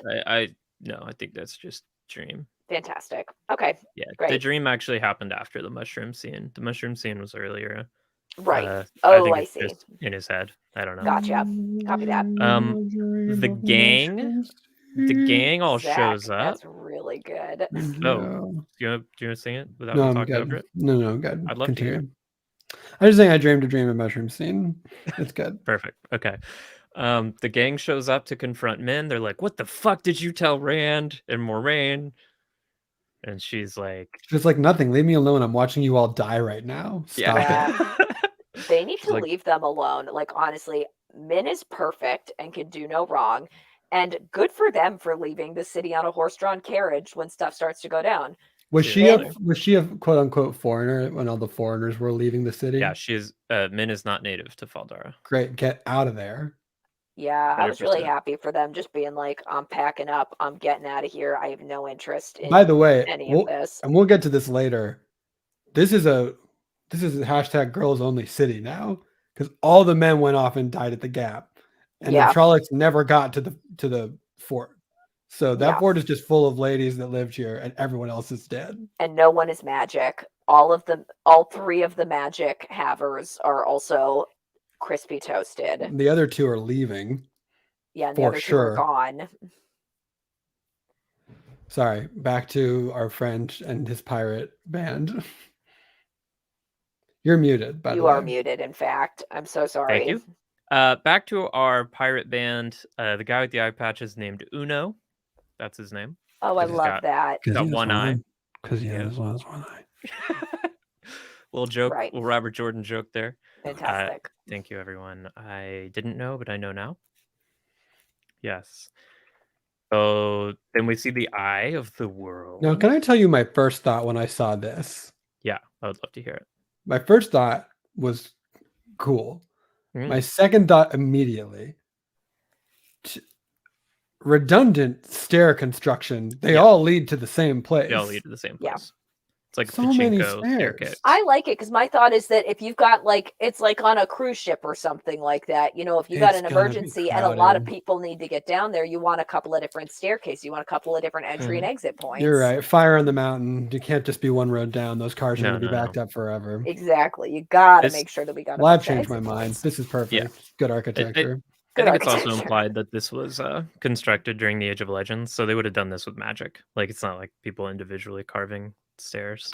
And that's cool to know that once we get magic, what we will use it for is a bunch of cool, just staircases just for show. Which, if Harry Potter taught us anything, is exactly what happens. Yeah. And they're going to move for fun. Welcome back, Grant. Hello. Yes, right. All roads lead to Tarvalon. What is Tarvalon? White Castle. Gotcha. So then we get this scene between Agelmar, Fire Lord Agelmar, and his sister, whose name is Melissa. I didn't realize he does look a lot. He is designed to be quite like Fire Lord Ozai. Yeah. And she's like, "You don't have to do this." And he's like, "But I want to." And she's like, "At least wear the good armor." And he's like, "My armor is fine." Literally, what does she mean? You don't have to do this. You absolutely have to do this. Well, I mean, it's kind of like anything. You don't have to do anything if you don't want to do anything. But if you're driving asleep, you're probably going to crash your car. You know what I mean? Yeah, I read that as sort of you should send people to the Gap, but you probably shouldn't go because it's going to go real bad. And he's like, I know, and I actually want that for me, so I'm gonna go do that. Change my mind. I love it. This armor is real old, and I don't want to wear it. I'd rather good armor. I have new armor, so you wear the old armor. Yeah, I mean, I did feel like it was a little silly watching him in the Gap later. You didn't have to be here, Crossbow, and these guys. Well, I would actually argue that having your leader who's probably hasn't actually been in any active combat or any active combat training in a long time with people that do have active combat, and then effectively losing the head of your city to combat, so then just nobody is in charge, is probably not a great idea. It's cool. Well, I like that they went ahead and lost both of the heads of the city to make sure that there was absolutely no order. And Min's freaking gone, so there's nobody to run the city. Min would have been the next logical choice. I mean, she's next in line in my heart. Yeah. So then we see the bottom of the eye. We see this symbol. Now, am I supposed to just forget that yin yang is a thing every time I see this symbol? I think you're kind of supposed to think that our yin yang is maybe derived from their ancient symbol of the Aes Sedai and vice versa. Oh, so it's an ancient symbol of the Aes Sedai. Because the last time we saw this symbol was, drumroll please, when what's her name? Swan. Baby Swan was her town got burned down, and this was burned into like a door or something like that. I guess we don't know if it was her town or just her house. And then before that, we saw a bunch of dead sheep in this symbol. Is that true? I am happy to give you insight into that now if you'd like. Since love to have it. I feel like they had an episode to tell you what they wanted to tell you, and I don't want to just leave y'all hanging for 10 months on stuff that's just like simple lore and not plot spoilers. Oh, there's another episode to watch? No. There's no more episodes. Yeah, in 10 months, there's going to be episode 9 of this season. Okay, that's cool. So after this was the ancient symbol of the Aes Sedai during the Age of Legends. Okay. After the breaking of the world, the symbol basically became two symbols. So the white part became known as the White Flame of Tar-Valon, and it is the symbol of the Aes Sedai, the female Aes and it does kind of look like in modern day. The black half became known as the Dragon's Fang, and it is associated with evil and the Dark One by people who think the dragon broke the world and was therefore evil. And scrawling a dragon's fang on someone's door is a way of accusing them of being a dark friend. It's kind of like this world's equivalent of a burning cross in a front yard. Wait, so they were accusing baby and baby's dad of being, because in the city of Tyr, they are biased against all magic users. They associate all magic with the Dark One. So that was an indication that, like, we know your daughter can channel. Like, we know she's a dark friend channeler. Gotcha. Okay, but also that builds my case for that she's going to turn out to be a dark pal. Could be. I really think it's true. I think she's going to be a dark pal. As for why the sheep were in that shape, I don't know. Couldn't tell you. Sheep shape? Sheep shape. Well, because if the Trollocs did it, and the Trollocs are good guys, and so they're letting the town know, we know you're bad guys. Yeah. I guess. I don't know why the Trollocs did it. It seems like the Trollocs did it, but I'm not sure why, to be honest with you. Okay. They just, I don't know. They like it. It's a good shot. Yeah, they thought it was a shot. Exactly. They thought it looked good on camera. They're like, if a camera zooms out vertically from this, it'll look real nice. So yeah. So he's here, and he's like, oh, I have memories. I was here before. I fought this guy. Shaitan. Fought Dark One, and then he touches the symbol, and then what? He's back in the Two Rivers? So pretty. Were you confused when this happened? Was I confused when this happened? No, Sarah. I've watched any fantasy TV show before. I knew what had happened, but I didn't realize that this was the Two Rivers. This doesn't look like the Two Rivers that I remember. This is his house. This is his house, yeah. Right, of course. Okay, that makes sense. And I did think, so pretty. I wonder how much green screen. I think none. No, like 100%.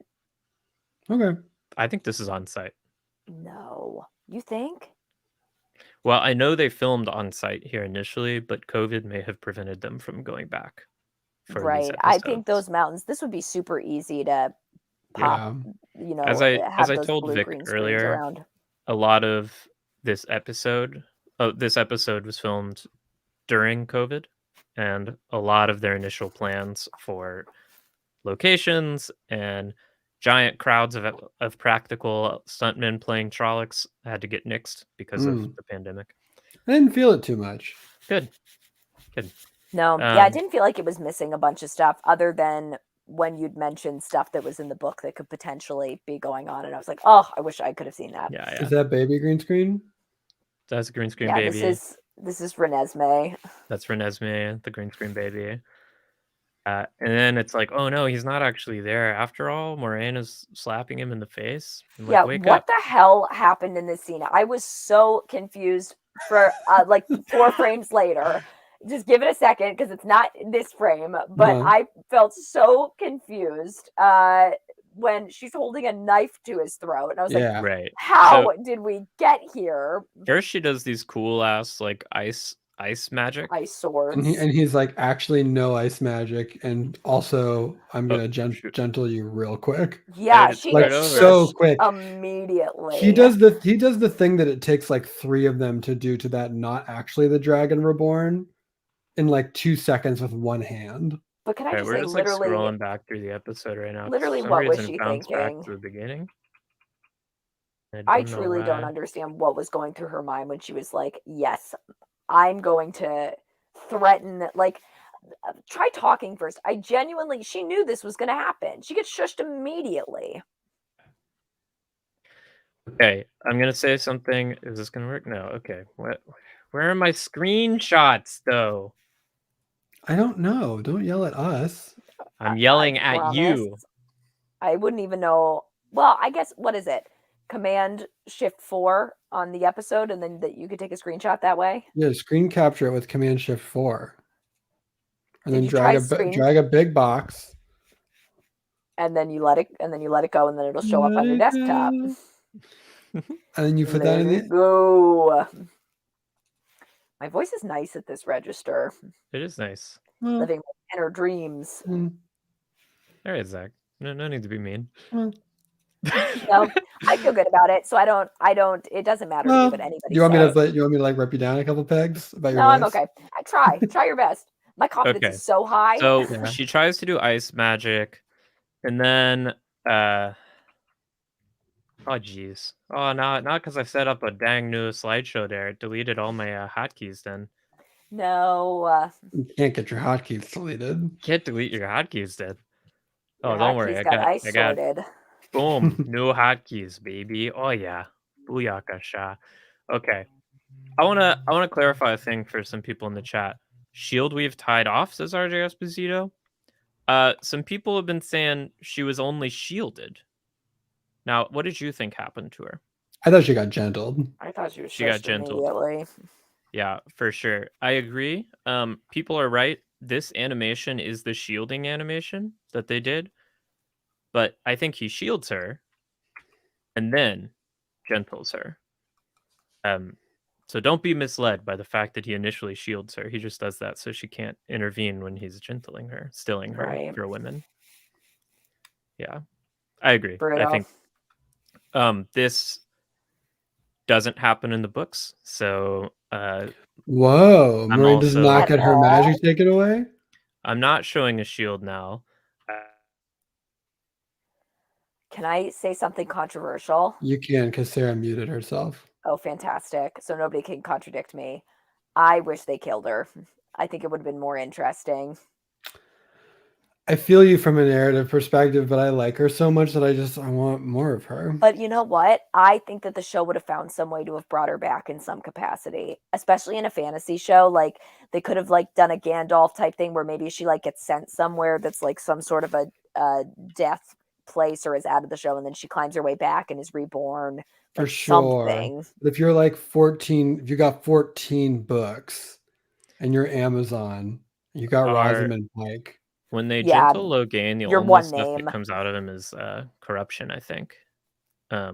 Whereas in this scene, anyway, it doesn't matter. We can get into that another time. We got like 12 months to argue over whether she was shielded or stilled. Okay. Well, you know what? I bet we're gonna find out next season. Vic Moraine won't die. Moraine won't die until the end of season 3 anyway. So why the end of season 3? We have Faldara. You can't just say things like that. Yeah, you can't. We gotta go back and talk about that. What do you mean? No, I'm just Moraine. I mean, just at a practical level, like Rosamund Pike is the star of the show and is an executive she's the only producer. She's the only big name that they have on the show. What about? Name one other actor on the Okay, show, well, hold on. and I'll give it to you. Name one other actor, and I will give it to you, Zach. There's Frog Tomlinson. Frog Tomlinson. Yeah. And what role does Frog Tomlinson play? Well, you know, Frog Tomlinson. Well, there's You remember the beginning? I do. And there was the goat. Yep. It's Frog Tomlinson. Okay, so we have the two title actors in this show, Rosamund Pike and Frog Tomlinson. Motion capture, famous. I'm not interested, and I won't do it, and I can't shout, so don't make me. Famous motion capture actress, Frog Tomlinson. All the goats. Frog Tomlinson. Frog FROG. Yeah. Yes, obviously. FROG Tomlinson. Yeah. A motion capture, the female Andy Serkis of our generation, right? Who played the goats, all of the goats. He played all the goats. The dead goats. She played all the goats. She played all the bats. She played. Were there any bats? So many bats coming out of people's mouths, flying around. So a lot of dead sort of livestock. It's Frog Tomlinson. Frog Tomlinson. All right. Frog Tomlinson's an incredible talent, and she was a huge get for the show. But anyway, I'll give you. She's no Rosamund Pike. She's no Rosamund Pike. But then again, Rosamund Pike can't motion capture like Frog Tomlinson. So wow. I bet she could. I absolutely bet she could. You know what? This is big of the show to have the only two named actors be women. True. Yeah. Good job, Amazon. And one of them's a frog. And Frog Tomlinson's not a frog. That's a little offensive. Yeah, sorry, Sarah. Do we need to explain to you how motion capture works? As far as I'm concerned, the Trollocs are attacking Tarwin's Gap. Right. So, they just want to get in. Let them in. Maybe we could chat with them. That happened. Frog Tomlinson did also play the ferry at Terrence Ferry. So really fantastic work there. A lot of death, a lot of sinking, a lot of. Well, look, they went to Frog in Prague, where she lives, right? And they said, "We want you involved in this series. What do you want to do?" She said, "Dead animals, sinking ships." She also played the wall here, so dead animals, sinking ships. Big set pieces. Which is also incredible because I read in an article she never read any of the books, so she didn't even know that any of this was a part of it. Actively refused to. She just walked around the sets, just talking about how excited she was to be working on Game of Thrones. That's right. She said, "You're in the Game of Thrones reboot." She said, "That's freaking Trollocs are trying to build a bridge of themselves to get over the wall." Oh yeah, the Trollocs pull a whole World War Z on this wall. Yeah. If you look at the BTS pictures, there's just a woman in a green suit holding her hand over a man's eye in every scene.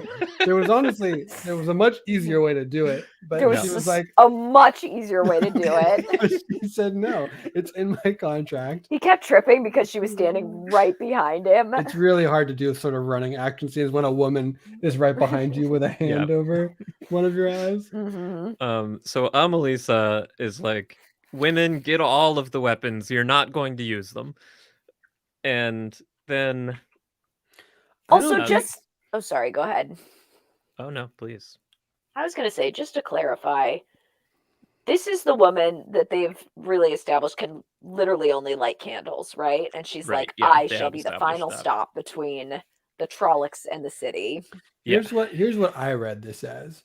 Okay. She has she is not a White Tower graduate, but she did do a couple years there before she was expelled. She got fired as a noob.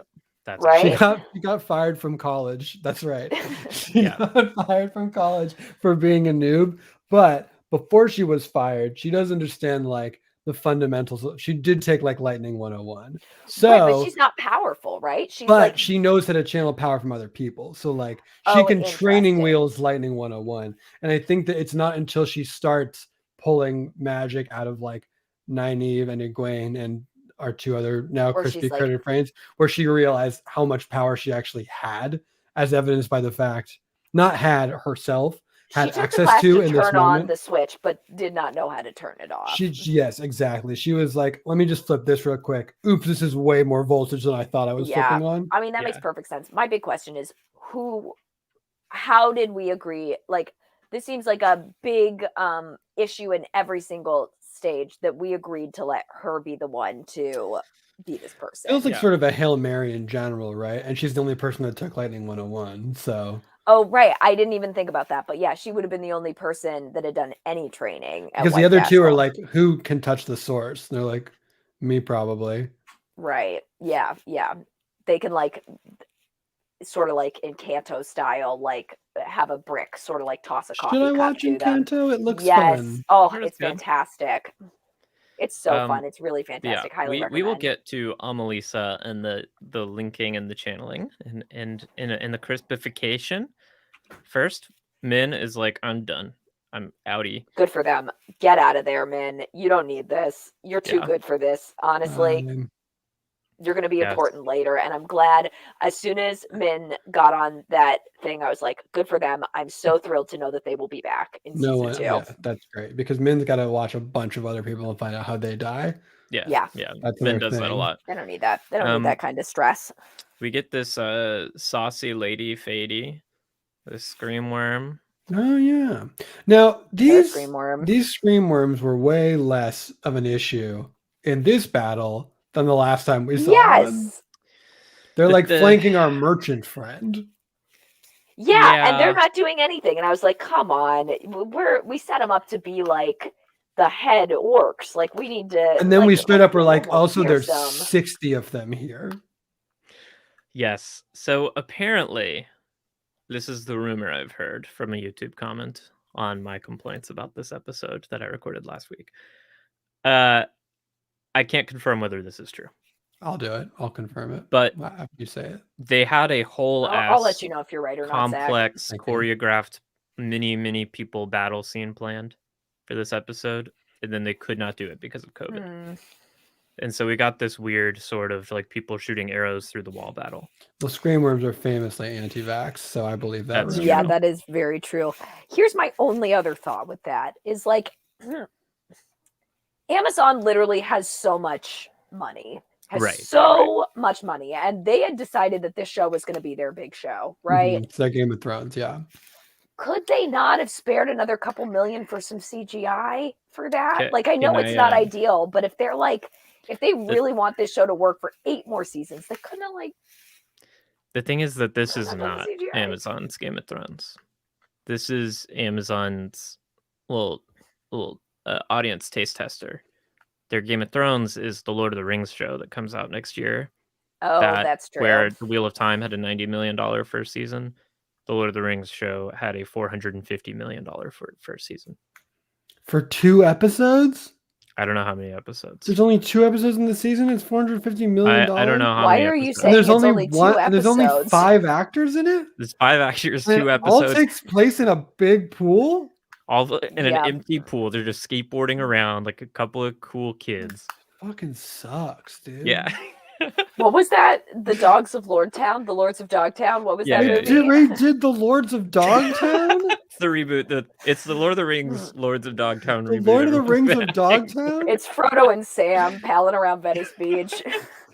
I hope they're finally allowed to be gay for each other. Oh, how nice would that be? We all want that for them. Yeah. Why did no one in this corridor also bring a spear in addition to their crossbow? Literally any other kind of shorthand weapon. They didn't expect the Trollocs to World War Z their way up this wall. But what did they expect them to do then? Yeah. I don't know, because they've been defending Tarwin's Gap for 3,000 years, they said. So there's no door, and they said that they've defeated a bunch of Trollocs before, so they literally would know that this is their gambit, right? I don't know, Vic. I wish I could tell you. I don't even think the people making the show know. I think they got so screwed over by COVID that they just had to do what they could do with what they had. The king is the first one we see die. Yeah, he gets speared right in the chest. Because earlier, I didn't screenshot it because it was just disappointing. But like earlier, they had like their whole big brave cavalry charge, and then it was just them riding people to the people wall. going into three people went into 3 tunnels and then I guess got off their horses. I think they And got what- off their horses and came up here. That feels like a COVID thing. That feels Yeah. like that wasn't initially how that was supposed to go No. down. They had I to think get it was temperature supposed- checks in the caves before they In- were allowed to come into the in- They all tower. tested positive and they couldn't come out in the caves. They're like, Yeah. look, I know there's Trollocs out there, but you all got to quarantine for 7 days. Yeah. In the that's books, exactly Tarwin's 5 Gap is now. not a big wall. It is a literal, like, just a gap, like a geological feature. Well, And don't this gross is that. a huge battle, like pitched, battle on a giant open field to keep the Trollocs from being able to cross in a big Yeah. canyon. in a big canyon. Yeah, Which, to be honest, is way cooler. it's way cooler. But also, sorry, go ahead. Well, as a defensive thing, though, this was smarter. This was smarter. This is how you would do it. I was Like, gonna I say, smarter. had it been the opposite, had there been no wall, we'd been like, you've been guarding this place for 3,000 years and we didn't think to put a wall there. Didn't build a wall. Didn't build a wall. Build Yeah. the wall. Yeah. All right, What let's are you move on. guys doing? So then we got the 5 women in the city who can channel. Nynaeve and Egwene walk up. 5 are like, "We're powerful here." women, and 3 of them have names. Yes. Yeah. Melissa, Egwene, Nynaeve, Marjorie, and Tabitha. So Are those their actual names? no, I don't know these Okay. people's. I like it. I think those are good. Yeah, Marjorie and Tabitha is good. Yeah. Marge. But we cut away from that scene, and we cut to L'Oreal and L'Oreal and Perrin having a discussion where Perrin's like, "I want to help," and L'Oreal's like, "Well, that you just have to ask people what you can do to help." I liked that. Yeah. L'Oreal freaking rocks. And Perrin, I just think needs to, like, again, I think they did him bad in these. I know nothing about Perrin. I haven't read the books, obviously. So properly social distance. Yeah, we got some nice distance on here. But I really do think that, like, there had to have been more to this character. This is forced perspective too. They're 30 feet apart in this scene. Yeah. Yeah. So we're back to Rand's little vision that he's having. And he I asks like her Egwene, earrings. he's like, "I don't think this is real. Like, Egwene doesn't want this. If you're real, when we were kids, we went to this place and we carved something into a tree. What was it?" And she knew. And then he's like, "Phew, it's real." But he also knew that it wasn't real. But then time pauses. Who's to say that it wasn't real? You know what I mean? Like, maybe this is a world where maybe he's been given this gift of this world where this does get to be real and this does get to exist and this literally is. And maybe he should just... I don't think so. And it really is one of those things where he could choose to just live here. And honestly, I think that would be good for everyone. Yeah, it would certainly be better for the baby that no longer exists. Yeah. But Min saw it, which I think means that it's real, that it is like a reality. You think that's the baby Min saw? Yes. Okay, you asking me that now makes me think no, but yeah. So they have a conversation. Cut to Yeah. Moraine is like, "I will straight up knife this bitch." literally, what the hell is this? I don't understand. Zach is now in front of Vic's chair as well. You're actually sitting right next to me. I'm very small. I'm down there. You are pig sized. Can we I'm just asking nicely.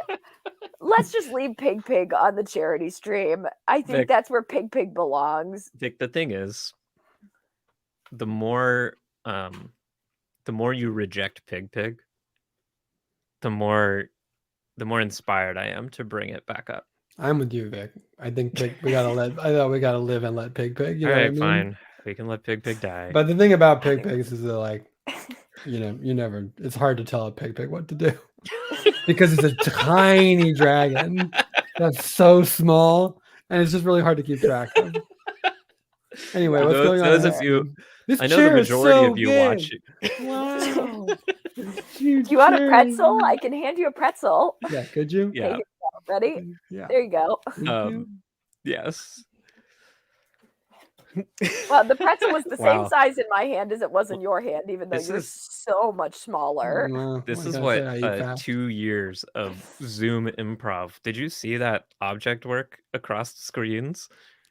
Pretty impressive. Everyone's saying it. Everyone's in the chat that I'm not in, lighting chattering. it up. So she's like, "Yeah, I'll stab him," and he's like, "All right." Then we cut back to these guys. They're breaking. Literally, why? Then she literally is planning on doing exactly what I have been advocating for, which is just kill the dragon and kick the can down the road. And you are muted, but if that's how you want to be, I am muted. No problem. That's not how I want to be. I don't know. I think this is desperation. Yeah. It's a bluff. She's trying to buy time for Rand, I think, maybe. I personally like it, and I really do think we leave this to a future generation to deal with. I feel like we bungled this a little bit. That's how drowning in a chair. I like that she was like, "This kid I protected, I'll kill him now if I have to." Yeah, I mean, you don't fucking know me, dude. I think she says it in the show. I don't remember when, but the line from the books from earlier, she tells the kids like, "I will kill you before I let the Dark One have you." Yeah, it's the right move. It's the right move. It is objectively the right move. Makes sense. He's like, "Don't kill this kid. I need him." Yeah, it's objectively the right move. Why didn't the Dark One know who the dragon was? Yeah, she said it to Swan. Thank you, Nils. Oh, also something else I noticed on a rewatch is the B-Wind is all Moiraine's voice. When it's talking to Maureen, it is. Oh, okay. It talks to you in your own voice. Gotcha. Copy that. That makes sense. You mean Rand's voice was talking to himself, be like, "You are the dragon." Yeah, that's. But it could have just said, "I am the dragon." Yeah. Oh, yeah. I didn't even think about that, but yeah, that checks out. That makes sense. True. So this happens. Was that voice the reason? Because the voice that lies is the reason that Rand was so sure that he was the dragon. Again, the show gives us so little insight into Rand's thought process and struggles throughout this journey that I don't know what the show is communicating to you. Because I know what I think is in Rand's head, at least from the books. But I was also surprised. Like episode 7, when it was revealed like Rand had been thinking he was the dragon for quite some time, I was like, didn't seem like it. Hey, where's Mary Lou? I don't know. She's in Texas and has a student. Yep. Oh, that's all we need to know. Okay. I thought that that must be my fault because I must not have told her that we were pivoting to Tuesday, which is on me. That's okay. She can kill me later. Sing with some confidence. I know that you're not used to singing in front of people, but if you want people to hear your beautiful song, put a little bit of power behind it. You got this, Zach. The thing is that sometimes the song is just for me because it's actually about like this song was I'm in Texas and I have a student, and it was sort of a parody of a thing that exists, but it was sort of just I'm in Texas and I have a student, and it's nothing, and it's not worth sort of like it's more of a momentum shift. But I really love the choice to sing it just loud enough that we can tell that you're singing something, which then spurs a conversation like this, only to be like, "Oh, it's nothing." Well, the conversation is your fault. I'm not starting the conversation. It's my actor's secret that I'm keeping inside for me. While we're on the subject, Zach, there was some excited chatter in Discord yesterday where someone was like, "Whoa, Zach was on Dropout, or whatever the college humor game is." And then that's right. People were like, "Whoa, that was the same Zach," and they're like, "Yep." And so people liked seeing you do that. Yeah, that was fun. I was on a plane home when that episode of we did like an improvised musical for Game Changer on Dropout. Game Changer, that's the name. With my son, it's on Dropout is the service with Jessica. No, I actually watched the show. I just couldn't remember. Oh, okay. Yeah, I don't care. Everyone was really nice about it, so I'm glad people are enjoying it. It was really fun. Oh, what a good idea! That's such a good use of that format too. Seeing last night. Okay. Okay. Me too. And every moment of every day because I can't stop. every night of my life. I hear Zach singing constantly. I'm the B-wind for you, but instead Right. of telling lies, I just sing nonsense in your ears. Yeah, exactly. Yeah, exactly. I'm just like trying to focus. I'm trying to take an exam for law school, and I just hear Zach singing like, Wish it "There's was. a baby with a protein shake." You can't give a baby a protein shake. No, that's very bad. I would Very assume bad. for babies. That's what What the if it song was went on to say. actually? I know this isn't what you're saying, but what if it was a B-wind? Oh, that is what Vic is saying. Oh, I thought it was B as in black. No, B Oh as no, in like bees, B as in bugs. BEE. But they're black Bees. bugs. Yeah, there could be black bees. I read them personally. I read it as a swarm of nanobots in the way the show chose to depict it. Oh, like from Agent Cody Banks. Exactly. Like that's what I was thinking too. Yeah. Yes, we're all thinking of Agent Cody Banks and the nanobot swarm. Frankly, this show ripped off Agent Cody Banks. That's what I've been saying. I'm still pissed about it. I'm still pretty mad. Yeah. They should have a- had Frankie it's a Muniz should have prequel. played Rand, and I That won't one in change my the mind. first episode where Perrin's like, I'm a blacksmith. And I'm like, okay, Agent Cody Banks. Exactly. Yeah, Perrin specifically is Frankie Muniz's Perrin character. is specifically Agent Cody Banks.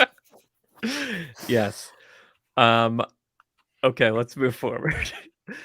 So they went and chopped up Firelord Agelmar's chair. The second they brought out pickaxes, I was like, I'm sorry, Agent Cody Banks. Go Gadget pickaxe. Yeah. And then we cut back to here, and Rand has learned how to channel. I'm sorry. A few seconds ago, I said Go Gadget, and that has nothing to do with Agent Cody Banks. I thought you were playing the game on purpose. Gadget, I thought that was. I couldn't think of who No. Cody Banks' gadget guy was, and so I do apologize. No, that's right. He goes, Agent Cody Banks. Ooh. I thought it went do. That was really beautiful. Agent Cody. Is that not Banks? I think that's how it goes. Yeah, Agent Cody Banks. I mean, Agent Cody Banks got a ton of criticism for fridging his wife in the first scene on accident. Fridging is fridging, Zach. Not if it's on accident. Then it's manslaughter. Okay. So Rand learns how to channel, and he's channeling at this baby. He's a channeling Rand. Which again is a mirror to what if the baby is Nynaeve? What the fuck did you just say? Hear me out. Okay, all right, I'm listening. The wheel is a circle, time is cylindrical. Right. Because in the beginning of this episode, Zach, you weren't here because you were late, but that's another story. So we were talking about. No, I wasn't. Sorry, no, I wasn't. Late. You were very late, and everybody was told. So hold on, no, I wasn't. Everybody was really mad. I knew I said that I let you talk, but I'm not going to, because Sarah said I could actually show up anytime, and it would be quote chill. Unquote. Yeah, Sarah was freaking pissed. She would not stop talking about it. Well, now I know. I wish that Sarah would just say what she actually means. Okay. Nope. Me too. That's what I kept saying. So I was like, Sarah, just tell Zach that you want him to be on time. And that he's late. Zach should know that when I say I'm going to send you the invite link and just pop on whenever you're free, it'll be fine. That means show up at exactly 11 a.m. Exactly 11 a.m. And everyone knows that. She actually specifically asked me to give you time alone with the two of you. I did before I showed up and ruined it with my bullshit. Oh, I actually love that. Thank you, Sarah. That actually was really sweet. Okay. You're welcome. Anyways, time is a cylinder, a wagon wheel, if you will. Thank you so much. I really appreciate that. Time is a circle. Everything happens and happens again. I did say time is cylindrical, and now I'm worried that's not correct. No, cylindrical is right. Time is cylindrical. Finish, cough all the COVID out, and then tell me about this baby. Get it out. You got Time is cosmetology. So basically, here's what happens. At the beginning, we have what's his face, who is like, I'm gonna put magic into this baby, and that's literally what's happening here. Is Shaitan's like, put magic into that baby. So I am thinking that the baby is Nynaeve or some of Nynaeve's descent or Nynaeve's future, or if they're together and literally Egwene is the mama, then I'm wondering, is this actually Egwene's line, which was like line of family line, which was what maybe my guess was at the beginning was possibly I- it wasn't 90, maybe it was All right, Egwene. I have a Okay. question for you that might Yeah, make this then all I have simpler, about Vic. 7 more questions, but you go first. Vic, whose baby was that in the opening scene? That was Luz's baby. Right, and who is Rand? Rand is Luz. Right. Oh, so this is the same baby. I just think you don't need to complicate it by having this magical family line that descends through Egwene or Nynaeve, because Rand is, the same person. Ew. So this is problematic actually, because Rand is actually like 3,000 years old, dating a literal 19-year-old. I hate No, this. Rand isn't 3,000 years old. He's reborn. But He's his a so soul old, is though. 3,000 years old. Well, so is Egwene's. Everyone's soul is. We're all reincarnations. Show me the proof. All right. Well, that's true. We haven't seen a cold open with Egwene's past self. That's true. I want to see a birth certificate. I wanna Okay, so see- far on the stream, I've rebirth certificate. shouted about building a wall. asked to see a birth certificate. I need Yeah. to stop doing the stream before I get canceled. You should. So Right here's for what the here's what I would love for the chat to do is just cut out the build the wall part and wanting to see the birth certificate, and go ahead and tweet that at Michael Bolton for can't Zach. keep I doing this. think You I can't. think it's really going to be good. Vic, we can't go on like this. Yeah. We can't. We'll both die. It's Hollywood. It's vengeful and it's petty. Not me. I'll be labeled a hero for calling out. You're right. You're right. For excising a cancer on our community. Okay, so this happens. Rand is like awkwardly channeling at this baby. Yeah, okay. And then cut to Amalisa has sucked up all the power from these other women and is lightninging these Trollocs. Is a literal board is like a light switch board. What are those called? A circuit board. A circuit. Yep. Circuit boarding magic right now. She's a router. She's a router. I love that. She's a Tesla coil, really more like. Sure. Then, okay, cut back to Rand. Oh, whoa. What's this? He's actually channeling it all into that Sa'angreal that Moraine gave him. Listen, if Shaitan is so powerful and smart, how does Shaitan not Whoa, know this? Zach, you left Vic's chair. I did. Because it told me I couldn't upload any more backgrounds. Oh, I see. Unless I deleted the one that I uploaded already. But it's okay. Absolutely fair enough. Yes, I'm sorry, Vic. I I was just wanted to distracted by the background change. What did you ask? I just wanted to give people a perspective where I actually was. You wanted to make sure that people didn't actually think that you were on a chair. People know I'm right in front of you, just on the side of your chair. Right. Vic, what was your question? I don't remember. Perfect. Let's. Bye, Vet. Oh, you're still here. Wait, hold Bye, on. Sarah. Is this our stream now? Got it. No What problem. do we It's fine. do? It's good, it's Okay, good, here it's we good. go. I have a question for you. I pressed the hot Please. to advance the slideshow and accidentally pressed the refresh button and refresh. Sarah, I can't tell you how prepared we were to take over. It was We're gonna about do to you go proud. very bad, but we were going to have a great time. Okay. Now you're muted, you You full are muted, chaos Zach. monster. Now listen, Shit. listen. I need Okay. I have a question. Please. Now, please stop shaking. Please go ahead. I'm sorry. I'm nervous. Now, when Moraine was like, "Here, I have this small Buddha statue that I bought Yeah. at Land's End or Mhm. whatever," and Yeah, she was like, I hate to be that person. They don't sell statues at Land's End. And I No, know I- this because my aunt sends me Land's End packages to this day. I think she's Yeah. the only reason they're in Yeah, business. I meant World Market. I'm sorry. Yeah, I there bought you a go. small World statue at Market. World That's exactly Market. right. Fantastic. I bought a small statue of World Market, and a bunch of people died to make this powerful World Market statue. Right, Mhm. right. Now you got to channel into it, but that is not the thing in his hand. He has a big rock, and it's glowing, and then Right. later Right. she's holding a big white rock. True.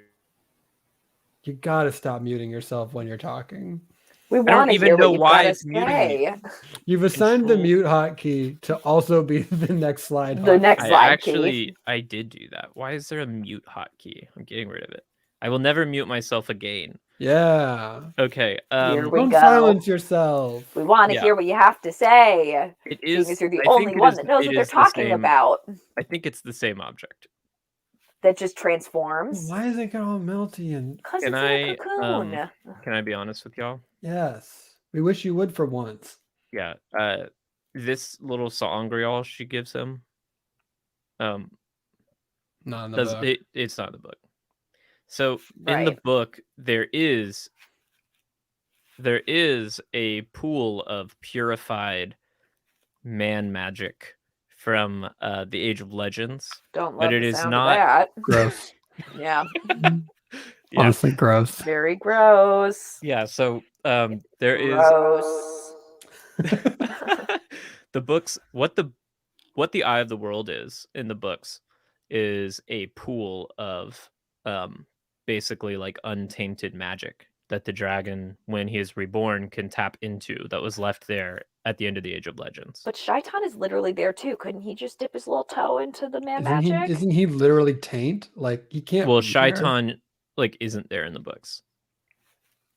Okay. Well, I don't know. It is basically like an end of the world, like apocalypse supply bunker that the forces of the dragon from the Age of Legends left for the future Got dragon it. to They were find. like, "Here's missiles. Right. They're good. We know that all the missiles have taint on them. Yeah. But So these here's are like clean. one We good cleaned missile. these missiles. Exactly. You can have it. Shaitan's not here. Right. So that's Gotcha. what like what So that is was this in the scene books super became weird this in the little book because statue. Rand's just like talking to no one the whole time? So in the books, this is very different. And in the books, what happens is they show up at the Eye of the World, Right. and then Like there you are two did. bad guys there who are like, we're going to use all that power for ourselves. And then Rand is like, actually, you aren't, because I'm going to get there first. And then he starts using the power, and then he is. It's the end of the first book is kind of confusing because a lot of the lore and magic rules hadn't really solidified yet. That's a great way to end the first book of a mini-series book series. He defeats. kind of okay. So at the end of the first book, what happens in this equivalent scene? He finds this magic. He like takes it all into himself, becomes super powerful. He basically like is fighting with one of the bad guys over access to it, and he is just stronger, so he overpowers him, defeats him. They have like a magic sword fight, and he wins. And then Rand teleports to Tarwin's Gap, where instead of Amalisa and the Linked Women killing all the Trollocs with magic, Rand teleports into the middle of pitched battle where the Trollocs are overwhelming the human forces and just single-handedly destroys the Trolloc army. Can I be honest? Earthquake magic. I think that's better. And then better. Yeah, so he does that. It is better, but you can't do it if you've spent the entire series being like, look at all of these people who we care about, and then have only Rand be the hero in the last episode. Be the hero of it. But and then Rand has, after that, after he's magically sword fought, magically destroys the Trolloc army, then he like goes into this weird kind of mind realm to have the confrontation with this. Then the madness comes on. Gotcha. And in the books, it's not showing him Egwene and this is your baby, you could have this. In the books, this character pulls out Rand's mom, who is dead, and is like, I am the Lord of Death. I have your mother's soul because she's dead and she's eternally suffering. And like, you could end her suffering if you just joined me.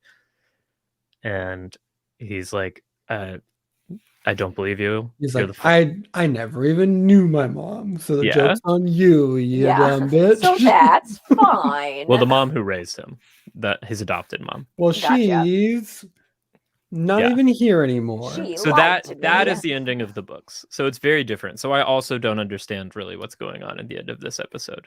I still think I mean, like, I get that, but I also think what a strong motivator for a fracture in this friend group, which I'm assuming is going to be the catapult for the next little bit. There is also a character the two of you would have absolutely loved. More than Min. Someshta, more than Moriel. More than the sniffer. Man. Someshta the Green Man is he's like a 9 or 10 foot tall plant man who was basically just a magic gardener during the Age of Legends. Like he's just a fun. magic plant person who makes plants grow good. He's a jolly green giant. Then at the end, but they live a long time. So at the end of the Age of Legends, when they made the Eye of the World and they purified the magic, and they're like, this is our emergency apocalypse bunker for the future dragon. They took this magic gardener and were like, look, we're all going to die. There is no one else to do this. I know it's not what you were made for, but like you need to protect this and guard it with your life. And he guards this secret site and keeps it hidden from the Dark One and protects it from the Dark One for 3,000 years.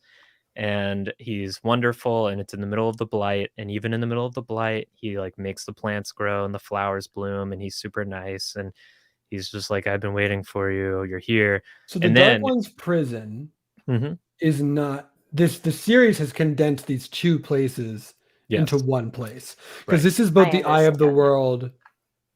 Well, I guess there is no like reservoir of magic. Right. It became this little statue. It's just the Dark One's prison. Yeah. So they basically replaced the Eye of the World from the books, became this little statue that Moraine just had. And they call the prison the Eye of the World now, which the Dark One's prison is probably something else. And it is Shaial Ghul. Shaial Ghul. Although the Dark One's prison is not a physical place in the books, it's like a metaphysical thing. Which makes way more sense too, because with all of his powers and his like abilities, it's like, yeah, of course. And also he was coming to them in dreams anyway, so he's like very powerful. He's in the water everywhere. Yeah. But so it would make sense that Shadow World would be his prison. Sorry, go ahead, Zach. No. I was just gonna say, I did like that. Like there is a physical manifestation that the blight is like creeping out from here where he is. There's this thing in Have either of you read The City of Brass? No. I have only read The Wheel of Time. That's the only book you've ever read. Are you in law school right now? It's probably fine. Listen, The City of Brass is this really excellent series by a Muslim woman. She's a white woman. She's a white Muslim convert, but she wrote this series called The City of Brass. And there's a character in The City of Brass who is like, she is magical. She grows up in Earth and doesn't realize it, and then ends up back in one of these magical cities at one point. And the city reacts to her being there, which is one of the coolest. It's always like stuck with me, that I think it is really cool when like places have a magical connection and physical, or like are the physical manifestation of people in like a way that changes, which is why when there's like the blight is like a physical manifestation of the Dark One, like infecting the world out from around the place where you put him is like cool to me. Absolutely. I mean, people in the chat want me to point out to you, I think, and I genuinely don't know, because the show has changed quite a bit. So I don't know what the show thinks is what is canon in the show. We only know that Moraine and Swan think the Eye of the World is the Dark One's prison. Oh, interesting. So they don't know for sure. And I guess that knowledge would theoretically be lost. It was 3,000 years ago, and there was a massive battle where Luz literally almost destroyed the world. Yeah, we'll probably find a big well of untainted magic somewhere in season 2 or season 3 or season 9. Oh, I think that's gone. I think that was replaced by this little statue. Yeah, but it is like, because she even at the end of this is like, I don't think this was the last battle. I think it was the first one, and that was her whole big thing. Yeah, except she said it more like, Governor, I think this is the first battle, isn't it? You think it's the first battle? I think it's it feels a lot. I do too. I mean, I think. Oi, did it feel like the last battle to you? Were you like, I don't know, that felt like a last battle? It did not feel like the last battle. No, this didn't feel like a battle at all. We did splatter the bad guy ghost. Would it have felt more like a last battle if Rand had happened upon a giant pool of ancient untainted magic, basically like been taken over by the avatar of the light itself, slaughtered single-handedly an army of Trollocs, and then went and had a magical sword fight in the sky with this character? Yeah, that would have felt more like a last battle, I think. Because that is what happens at the end of the book. But there's like a bunch of pages in that book, and there's only like 8 episodes of this show. I know. I'm being salty. You did not. I'm getting like this episode as much as some of the previous episodes.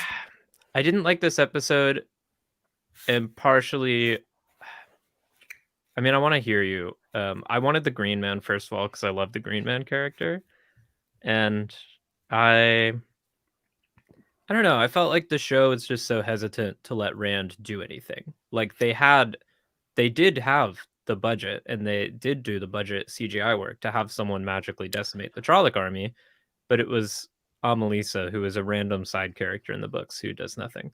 Right. I mean, I felt like it was Nynaeve and it was their power. Egwene. It was their power, 100%. I mean, too, what was interesting for me for that, and I think what I did like about that scene, and it's and a point in its favor, is that it did show like how dangerous the power was, even for people that were allowed to wield it. Like, so I did like that because it was this moment of like, oh yeah, the power is very, very dangerous and very tantalizing, even to people that are like trained and allowed. Yeah. And then you did get this really cool moment of like Nynaeve doing her whole thing, which is like, I'm here to protect these 4 kids from my village. And then you get Egwene turn around and be like, actually, no, I'm super powerful too. Maybe you don't need to protect me as much anymore. Yes, I would have enjoyed Rand shooting liquid fire out of his bird sword. But I will say this whole thing, like Rand takes a bunch of magic, goes like, I have the magic now. Here's my sword. Moiraine's like, where are you going to go? It's like, actually, don't talk to me. I'm not telling you where I'm going. And just leaves. To me, is like, oh, season 2 Rand is about to be a different and very cool journey. So I would say that like, maybe it didn't give him like the sort of hero dragon treatment from the jump in favor of this mystery. But I don't think you can sustain that energy season after season after season. So knowing that it is going to be, this is a sad one. Knowing that it's going to be season 2 is exciting to me for Rand. Yeah, I mean, this sucked. I hated this. Yeah, I'm happy to go into it more. It's like, admittedly, a lot of it is just what I personally resonated with in the story that I wish had translated. But what you missed from the books, which is totally natural. Which is, that's obviously a very different question from what is the right TV choice and what is the more entertaining show for a non-reader. Yeah, me and my dad were a little bit bummed by this ending. I think, like, you think he's dead? Oh, not this scene specifically, but Rand's ending rather with the dragon, and then the way that it panned out, we were both a little bit bummed. We were like, yeah, there's no way that and at no point did we think that this was going to be the last battle, and it was like for a finale of a season, it was like, it was kind of, I don't know, could have used something. Yeah, it felt anticlimactic. This scene, I do not believe that L'Oreal is dead. L'Oreal can't be dead. And if L'Oreal is dead, then I'm not watching the show anymore. I'll tell you he's not, because the showrunner confirmed that he's not. Also, this doesn't happen in the books, and it honestly, it annoyed me. The Nynaeve burning out and being saved by Egwene doesn't happen. The Loyal being stabbed doesn't happen. I don't like fake deaths being added to the story. It was like how is the audience supposed to trust what you're telling them if you're just constantly fake killing everyone? If you've done a cut, if he is also not dead, then does mean Rand's mom is still alive. Thank you. And the baby is Rand's mom, and the baby's Rand's mom, who is Nynaeve, exactly. Yeah. I mean, knowing that makes this feel absolutely arbitrary and manipulative and like a weird choice. What's the point? I'm only totally comfortable telling you this because the showrunner literally did an interview that came out the day after this aired and was like, oh yeah, Loyal's not dead.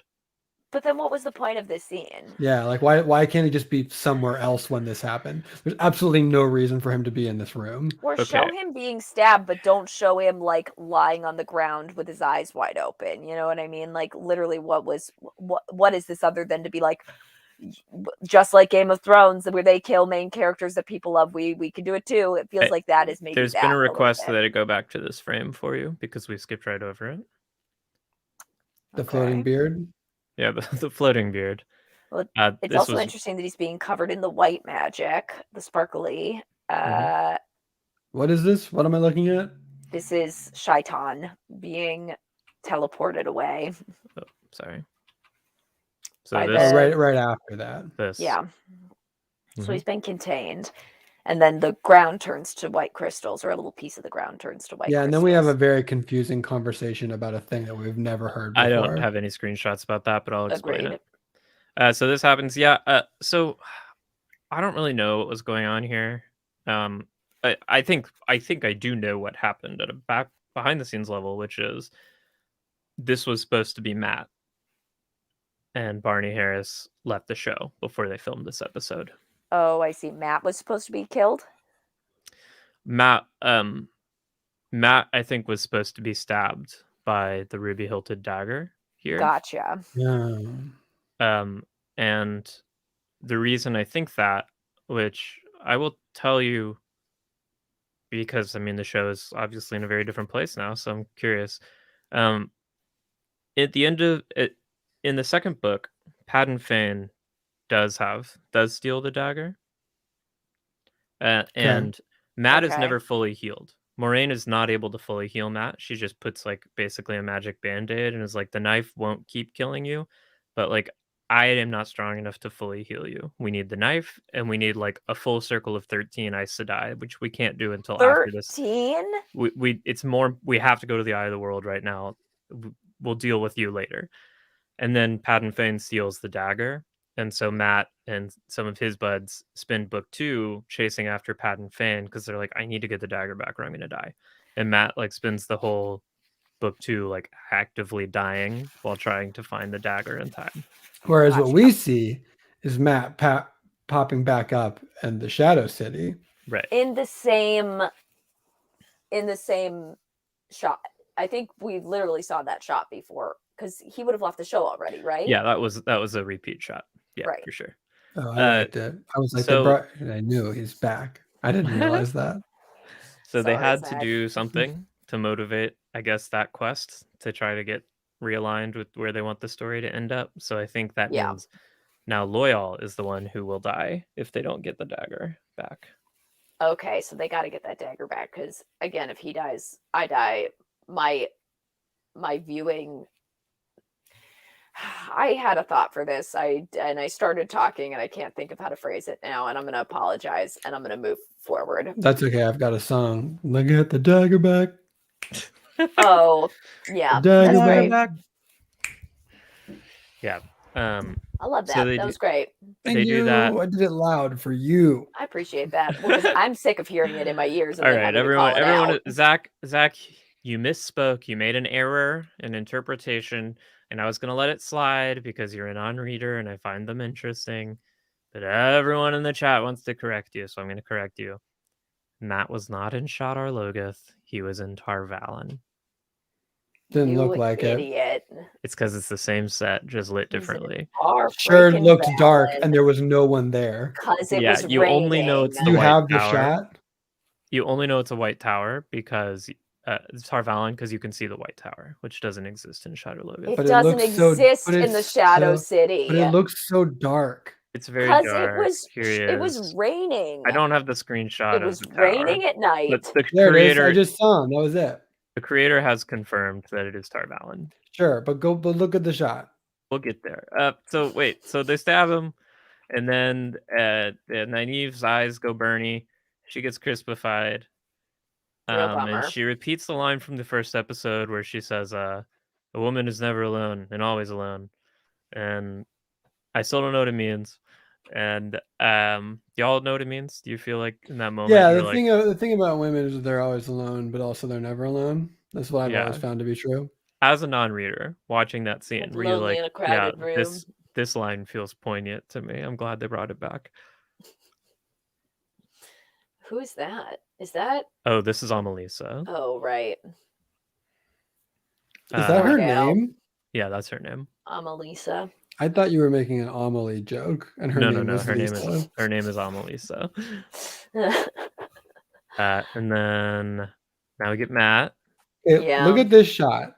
Uh-huh. When did we ever see Tar Valon looking like this? Well, we never saw it at night, Zach. At night. I'm just literally at night. I'm just saying, like, look at this shot and tell me, like, when is the world dark? Literally, when is the world dark? When is the world ever in the dark? Shadow City? All the time.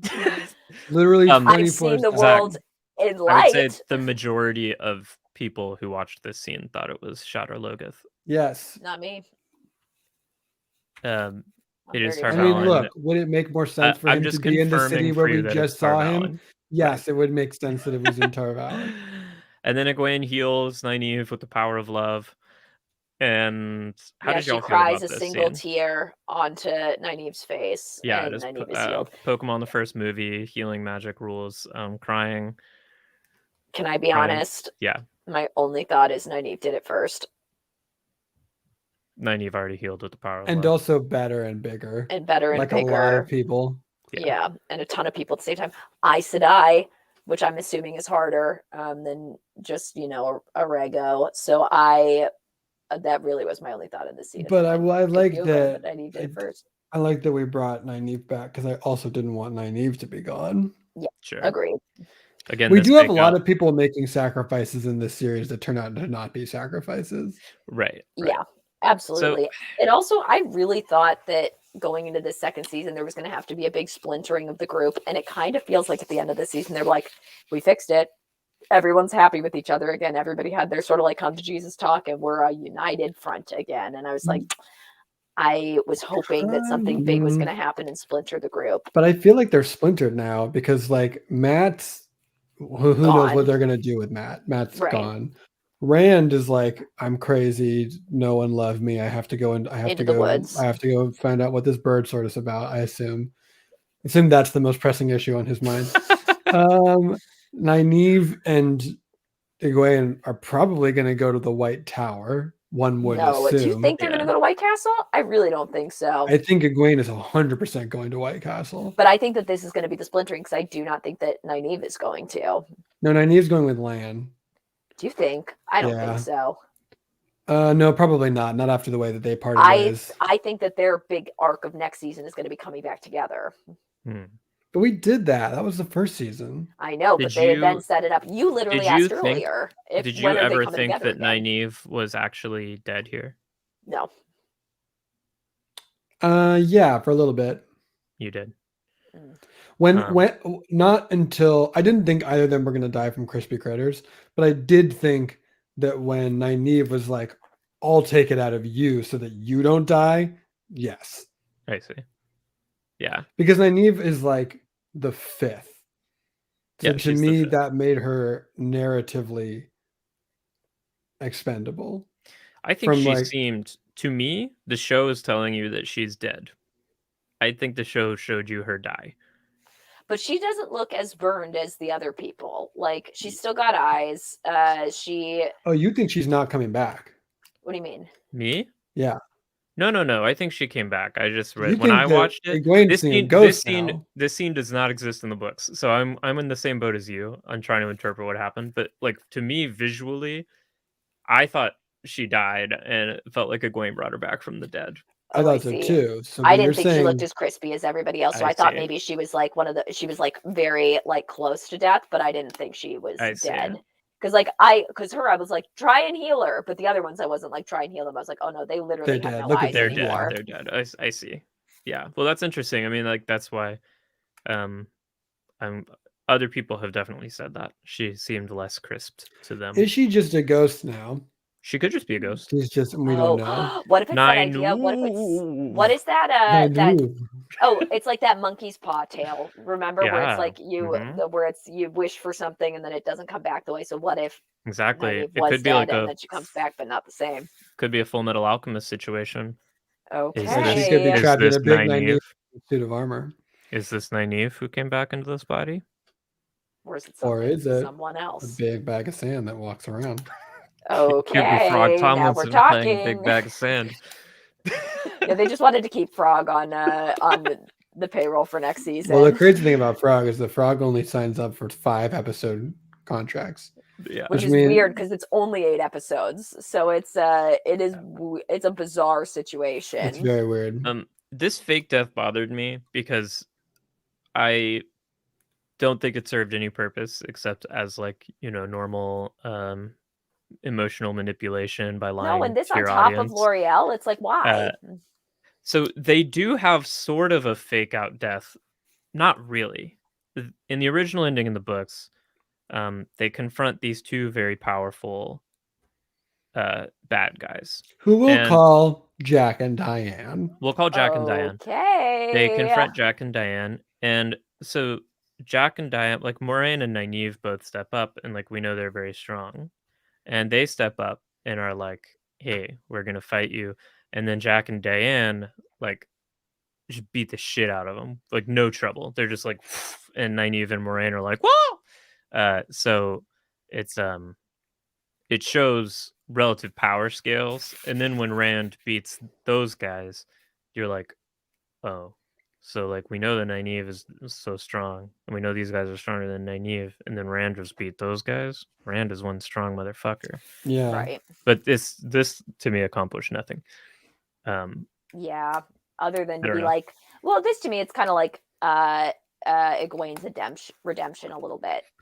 She was only mostly dead. This was a Miracle Max situation for sure.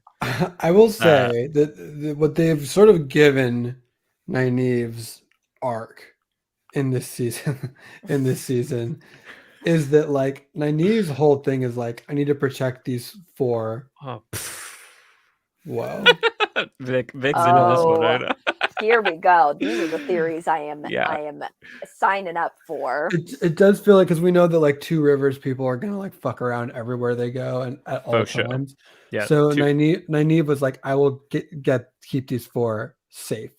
And in this moment she does it, and then Egwene is like, hey, actually, we're good. Yeah. Like we're adults now, and like thank you for that sacrifice, but like stop it, because we have to go do our own thing. So yeah, like, being like, listen, thank you, but you're also not entitled to like me as a human being because you've just because like you were my town witch, but I actually did save your life, and so now I'm gonna go do my thing and like go marry Lan or whatever. Yeah. Oh boy. Fine. I love that as a twist, especially because Nynaeve is so powerful, and Egwene's like, I get you're powerful and that's exciting for you and great, but I need to figure out like my thing and who I am, because clearly I'm important to the wheel as well, and so I need to find my thing. Yeah. So I understand why they would do it for that sort of arc. I hope it's the case. I hope they come back with that, with something like that, some sort of a because they do have such like, their relationships feels like the one that is most interesting and needs to have the pull there. So I'm going to be very interested to see if they do it, and if they do it, how they do it. It is 100%. I mean, I'm in a different position, because to me, I see this scene and I search through my Rolodex of like, okay, where does this manifest in the later books? It doesn't. Ergo, this scene accomplishes nothing and is useless, which is obviously a bad way to talk about an adaptation, because we have no idea what the TV writers will do with this scene in terms of like motivating characters and using it to replace other subplots. So y'all are right. I mean, it could definitely, it should come into play if a character has a near-death Sarah, experience. To be fair, we have never read the books, and also we don't know what the rest of the series is going to look like, so it also could be nothing, and you could be 1000% correct. No, I know, but I do like prefer my goal for this whole season, because they've been changing so much from the beginning, and my instinct is to be pretty critical, to be honest. Like the changes, my instinct to changes is to reject them, because I love the books and think they're perfect and beautiful. Particularly when it comes to like omissions. Yeah, because it's like you don't even get to be sad about the way they did a thing if they straight up didn't do the thing. Right.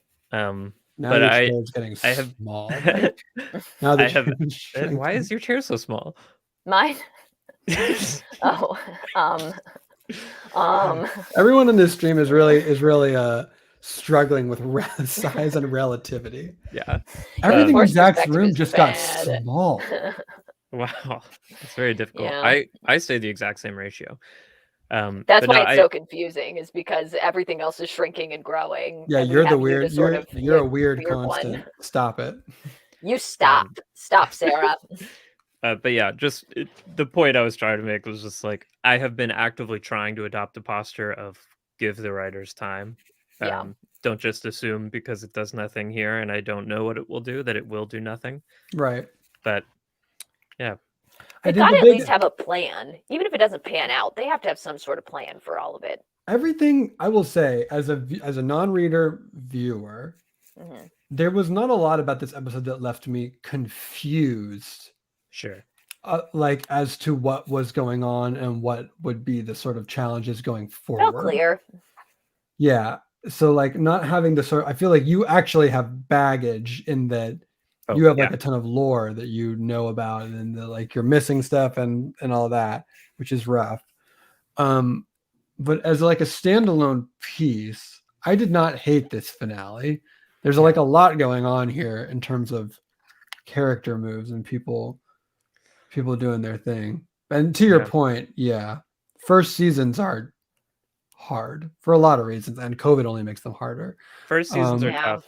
I'm not even like against anything that happened. Like Steppen, episode 5 about Steppen the warder who ends up killing himself. Like, I think that episode is interesting. I love the idea of the adaptation fleshing out the warder culture because we did not get that in the books. I like showing you like how it impacts these other characters because the first book, like the series expands POV wise, and by the end it's massive. And like, but the first few books, Rand is the protagonist, and so we're seeing the world through the eyes of a small town teenager. And I feel like that. I feel like this series is having the Game of Thrones structural effect. Like, like some producer somewhere was like, "Well, we're going to track all these people the whole time. We can't just start with Rand." There is probably a version of this show that really does follow Rand, and then later does that branch out in sort of pace with the books. But I'm totally okay with the expansion here. I like it as an ensemble cast. I like all the episodes we got.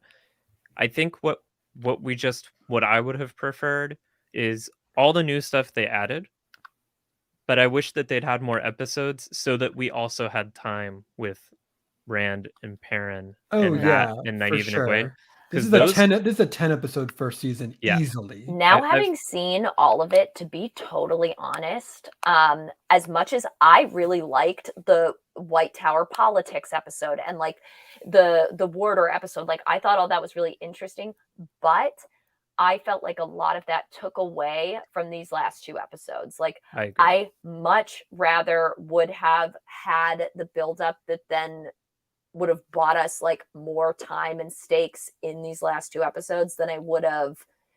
I mean, honestly, what I wanted was 2 more episodes to flesh all this I think out. we're saying the same. Like, I think I agree, but I think like I loved that White Tower Magic School episode. I did too. I want the whole thing to be paced that way though. Yes, agreed. Because like it is a starkly different, like that episode takes place over the course of almost real time, an hour and a half. Whereas it felt like this last episode could have been like days. We have no idea.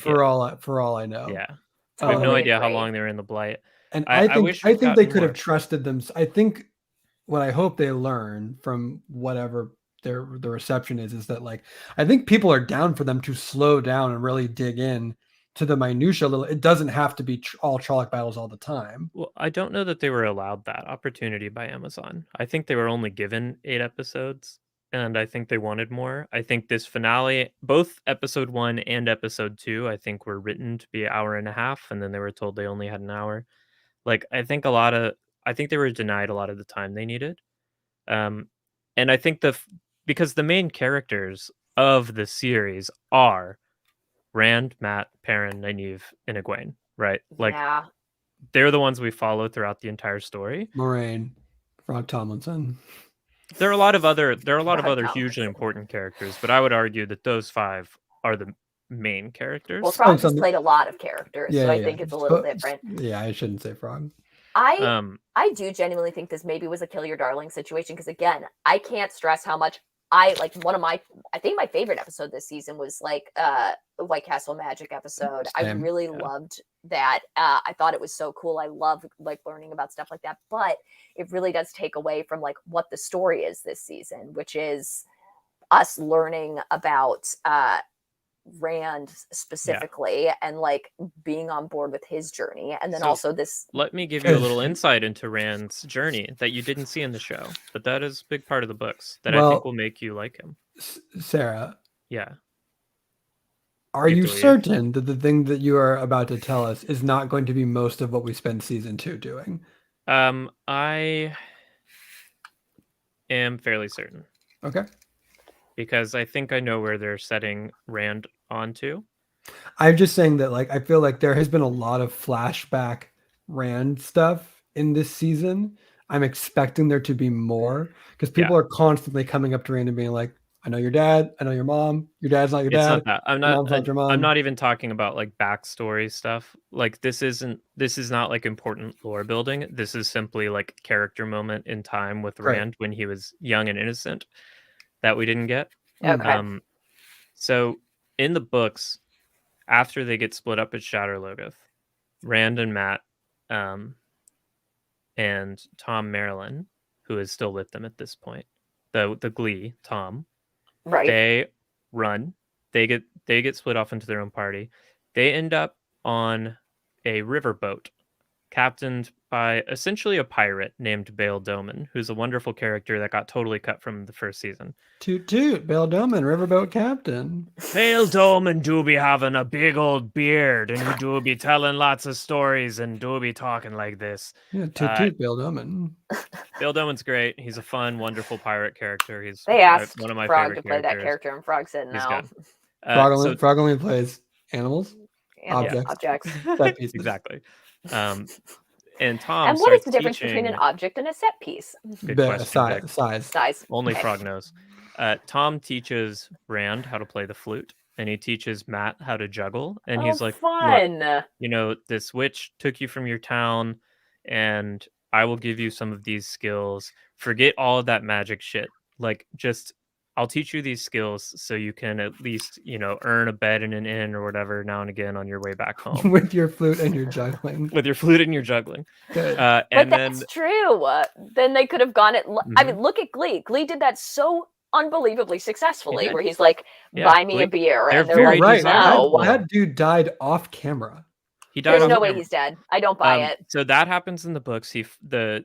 They end up getting to a town, a Fade, a Murdrawl attacks, and Glee is like, go, I got this. And he, sacrifices himself to buy them time to run away. You're telling me he's actually dead? And then the boys are traveling the rest of the way. Thank you. And it's the two of them. And there's just this long period that a lot of people find boring and silly, but I personally love, and I think the two of you would relate to as entertainers, where before we get Rand, the Dragon Reborn, Rand, who's dealing with going insane and killing everyone around him, we have this moment of Rand and his best friend Matt on a little road trip, stopping at inns, playing the flute, juggling, earning a night in the hayloft, and they just have this little calming little performer bard adventure. And then later, the flute is always a calming thing for Rand. Like when Rand is really stressed out, he'll sit by himself by the fire and play flute. And he whereas it's in this series, character when Rand thing. is stressed out, he throws up bats. We don't know anything about Rand in the series, but I miss that kind of Fire Rand Ghost is comes to him in dreams. He's creative, innocent. He enjoys performing. He likes music. There's a lot that we get from Rand in the books that we don't have here. Boy. Yeah, and I feel we got a peak of that in episode 3, right? We got a little peek. Town when Matt is being real broody and bad, and he's like, "Yeah, I'll chop some wood and then hang out, and it'll be fun." Yeah, that's true. And then you also get that really endearing scene where Dana's like, "You gay?" and Rand's like, "No, but if I was, that'd be fine," or whatever. And that was kind of nice and very refreshing to see in a fantasy scene. But I was so mad at Rand, I couldn't even appreciate it. But I would have liked just some more of that time. I would have liked some more time with Perrin and Egwene. They didn't have to do that. It's basically everything that happened in that 1 month later before they got to Tar Valon. I wanted to see. I wanted to see Perrin and Egwene with the Tuatha on. I wanted to see, I think with every project that I like that is turned from a book into a movie. Oh yeah. Also, Lan teaches him how to fight with a sword throughout. God would have loved that. I'm sure that would have loved that. Oh, that would have been really nice because it really does feel like Rand's only thing that we know about him is that he's sometimes okay at shooting a bow and arrow and sometimes good at shooting a bow. The things he has stabbed so far are himself in a dream. In the show, Rand and Lan, I think they've only talked maybe one time where Rand is threatens Moraine and Lan is don't be an idiot. In the books, Lan, when they're together, they split up, but every time they're together, Lan is like, look, you have that sword. I get it. It's your father's sword, but if you're going to carry it, you got to know how to use it. So Lan is always teaching him how to use the sword. And Lan is like a very important mentor figure for Rand. I love that. And even after, I don't think we might get this scene later, but the way that they've ended the finale, I'm going to tell you anyway, because it's not like a spoiler. But after Rand has been revealed as the Dragon Reborn, and everyone is like, I'm going crazy, like he's going to go crazy. Everyone's scared of him. All of his friends are like, I don't know, you're terrifying. Lan is the one who's like, hey, you know, I Literally, know. of course, Lan is like, it's fine because Lan sees himself as the exact same, Right. where he's So, like, exactly. Me too, So Lan is man. like, look, you know, you're still just the same dumb sheep herder. I'm still going to teach you how to use the sword. Like, I'm, you know, so Lan is the only one who's like treating him just like normal. And it's a really important mentor relationship that doesn't exist in the show yet. Obviously, it has time. Right. Yeah, that makes perfect sense. When we left them, Moraine and Lan are together, but Rand is off wherever the hell he is. Rand in is the run Shire. away. Brooding in the forest. Yeah. Oh, so let me explain that scene. Moraine is like, glow rock. And Lan is like, I thought you couldn't break glow rock. I was like, what the fuck are you talking about? This was a statue 2 seconds ago. Yeah, I was so confused by all this. I'll be back in 10 seconds. Yeah. You guys keep talking. So the glow rock was not the statue. It was the actual floor. I thought maybe that was the case. Yeah. Yeah. Okay. It was a piece of the floor where he was like, and in this version, is this the literal Dark One's prison or maybe not? We don't know. I don't know. So I'm torn on how much to tell you. Okay, it's fine. The knowing that it was part of the floor, part of this, like, because they did say this place is ancient. We didn't build it. We don't know what it is. Yeah. And we didn't think there was anything that could break it, which explains why it is in the shape that it's in. It's overgrown, but it's not crumbling. So they were like, okay, it's made with, you know, Mega Diamond. We didn't think you could break Mega Diamond, but I'm going to do a YouTube poll to see if I should tell you. Because, like, you would know. In the books, you would know by now what was going on there because they tell you. But I will say this, Sarah. If they're now bringing up that stuff at the end and specifically naming it, they're going to tell us at some point. They will tell you at some point, but I'm also wondering. I will be your guinea pig, and I will take that in at the pace that they were. I won't tell too much. I mean, to the chat, I am being much more spoilery, casual with spoilers than I was throughout the season, because if I'm going to try to talk to them about the Wheel of Time for the next year before season 2 comes out, I don't know. It's going to be unavoidable that some lore stuff comes through. I'm not going to try. We got to talk about the full second season of The Witcher. I'm not going to spoil. I'm not going to spoil anything that like happens to characters in the future, but stuff that is just lore that is only unknown to them because the show hasn't told them, rather than like when the books did. Like, I don't consider that a spoiler. But yeah. Is The Witcher, does that have source material? Was that a comic first? It was books. Straight up books, y'all. Okay, people are telling me that this is Oh, well, I also am being, Passive points out, I am being more spoilery this time because I want them to understand why I was disappointed. I think that that's definitely true, but I think what I was spoiling is stuff that the show chose not to do or didn't have time to do. So I don't really count it as spoilers. I'm not too worried. I think a lot of the stuff will probably not show up. Yeah. I'll let the people want me to let the show tell you about that. I'm 1000% going to forget, so I'm also not, I don't feel personally too worried. The Witcher is a series of books. I gotta go, actually. No, do you actually have to leave? No. Okay, before either of you do have to leave, before we talk about The Witcher, there's one more scene we have to talk about. The first scene. The little girl that got tidal waved. They killed this little girl. That little girl so exciting. So dead. These ladies creeped this. me out. So freaking cool. Mocha Smiley. Mocha Smiley, welcome to the YouTube or Twitch. I don't know which subscribe that is. I will never know, and that's exciting. Yeah, these ladies scared me, and I love them so much. Now, I have a guess as to who they are. Say it. I think these are people from another nation. Oh shit! Whoa, where'd you come up with that idea? They look different from the people that we've seen already.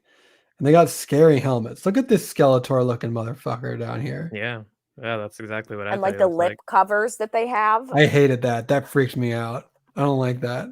Yeah. I loved this. I thought this was so cool. I love them so much. I think they're awesome, and I think they're good guys. They did absolutely wreck this little girl. Vic, you think they're good guys? I think they're good guys. You know how when a series wants to introduce a bunch of good guys, they have an army murder a little girl on a beach with a giant wave? Well, I think what they also Finally, do the they want heroes here just with their big skull mask to kill their a big little skull girl. helmets. Their skull helmets. They're Hear women me who are out! like in slaves. Yeah, we'll hear you out. Hear me out. Okay. I think that because this is a whole ship of women, isn't it? I don't know that these are all women. These 4 people are definitely women, but I don't know who's in the armor. It looks like everybody is. I'm going to assume everybody is. Okay. I thought that they were so cool and they were so powerful. And I think it's the kind of thing, I don't think they knew that the kid was there. You know what I mean? They're tidal waving. They're cleaning the beach. They're getting all the trash off the beach. Sure. They're going to land on the beach. I just think that they're coming and there may be reinforcements. Maybe they know the Trollocs are here. And so they're coming to help. And the sign says, okay. Exactly. These are just the Coast Guard. The It's Coast the Guard, Coast Guard. the fishing, the Bureau of Fishing and Hunting. Little girl. Let's be honest though. Hey, is hold a on. criminal. We did And not these see. people are here to cleanse the world of this tiny, small criminal. What's the with, thing I for think, Minority a Report? It's the same one. It's the same one. Thank you. Yeah. What is the precogs? It's the exactly pre-crime the unit. precogs So it's from like Minority that. Report. Also, once again, we did not see that little girl die, so she is still alive. That girl is actually naive. Vic, I have really bad news for you. How do we know they're so powerful? How do we know that wave didn't just sort of? She probably stop at the floated. beach? She probably floated right up under that wave. She's probably fine. I think she's okay. Yeah, I think that what we did, that the girl is the Dragon Reborn. Yeah, I think so too. And these people are the forces of darkness coming to kill the Dragon Reborn. I had a moment of wondering if this was that secret group of Aja that I only know Black about. Aja. Right, that you mentioned because of the game you're creating. Mhm. Before I knew that we were watching the series or doing a watch along, or that the series existed Yeah. at all. Mhm. But I also, they seem like they might be slaves or something. Yeah, now that you put it that way, I feel a little bit worried about my immediate Support of slavery. support of it. But so I am a little concerned. I'm not gonna lie. I just think that little girl is extremely dead from the tidal wave. I will say It's a lot of people little- to send to kill one little girl. that little girl didn't exist in the books. That's a little TV show framing device. Right. I also assume she's dead from the tidal wave they've done sent at her. But I will tell you nothing else about these people. Here's what I know. Okay. Something in their land has big teeth, and they cut it all up and they put it on their boats. Because these boats are covered in teeth. Whales. Mm-hmm. Oh, probably whales. Big fang whales. Big fang whales. Fang whales in Fang season whales. 2? You can tell me. There's going to be a ton of fang whales. Okay, It's actually tight. all about fang whales. Tight, It's like tight, how tight, Avatar tight. 2 is underwater. Yeah, that's right. Pretty huge. Okay, I'm ready to run this Bird Sword Academy Dungeons and Hell Dragons yeah. module now. Okay, perfect. I mean, when do you want to run that? Whenever. I'm ready. When do you, I'm not going to plan it at all. No, of course not. No. You do no work for Bird Sword Academy D&D campaign. No. But what I am saying is we still got, we've had this lovely Monday morning stream time with you. We Mhm. can just keep this going, baby. It's Tuesday. Or whatever day. Oh, you mean like in general, week after Yeah. week? Yeah, if whatever. you wanted to do that. Yeah, if people want to, I'm down. It's fun. Congratulations, I Zach. think we are all very down. Why- Vic, you're playing. Oh, okay. You Yeah. weren't Unless going to you don't plan our want to. Bird Sword Sorry, Academy you're campaign? contingent. Where did you receive a full Happy Meal in the last 10 minutes? Don't look at me. Don't look at me. Yeah, the Fang Whales. I'm excited for the Fang Whale subplot of the Bird Sword Academy arc. It's gonna be great. I'm ready to talk about it. It was placed outside my door at 2:30 East Coast time, and my tummy was rumbling, so I did say I need to go for a second during an important explanation, and I retrieved my food from outside my door. Okay, James is right. I will tell you one thing about these people. Okay. Which I do not think the show has leaned into. According to Robert Jordan, this group of people canonically had Texas accents. Oh yes, you told me about them. Hey y'all, we're on a boat. We make a big wave, y'all. That's a lie you're telling us right now. That is not a lie. There's literally no way. Yeah, that's been retconned for this particular iteration of the show. Yeah. They were cowards. They were not brave enough to introduce this group of people with Texas accents. The rule is that everybody inexplicably has British accents.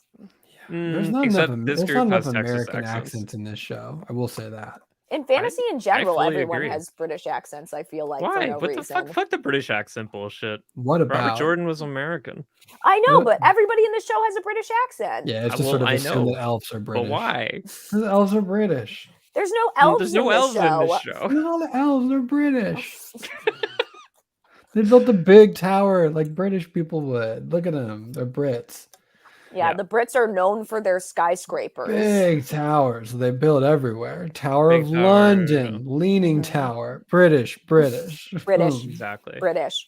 I mean, these people are British. These people are canonically England, which has invaded this magical world. Now? Is it now? It's now. I thought you were saying now, like you were about to launch into a point. I thought you were about to. That's what happened. That's what happened. Yeah.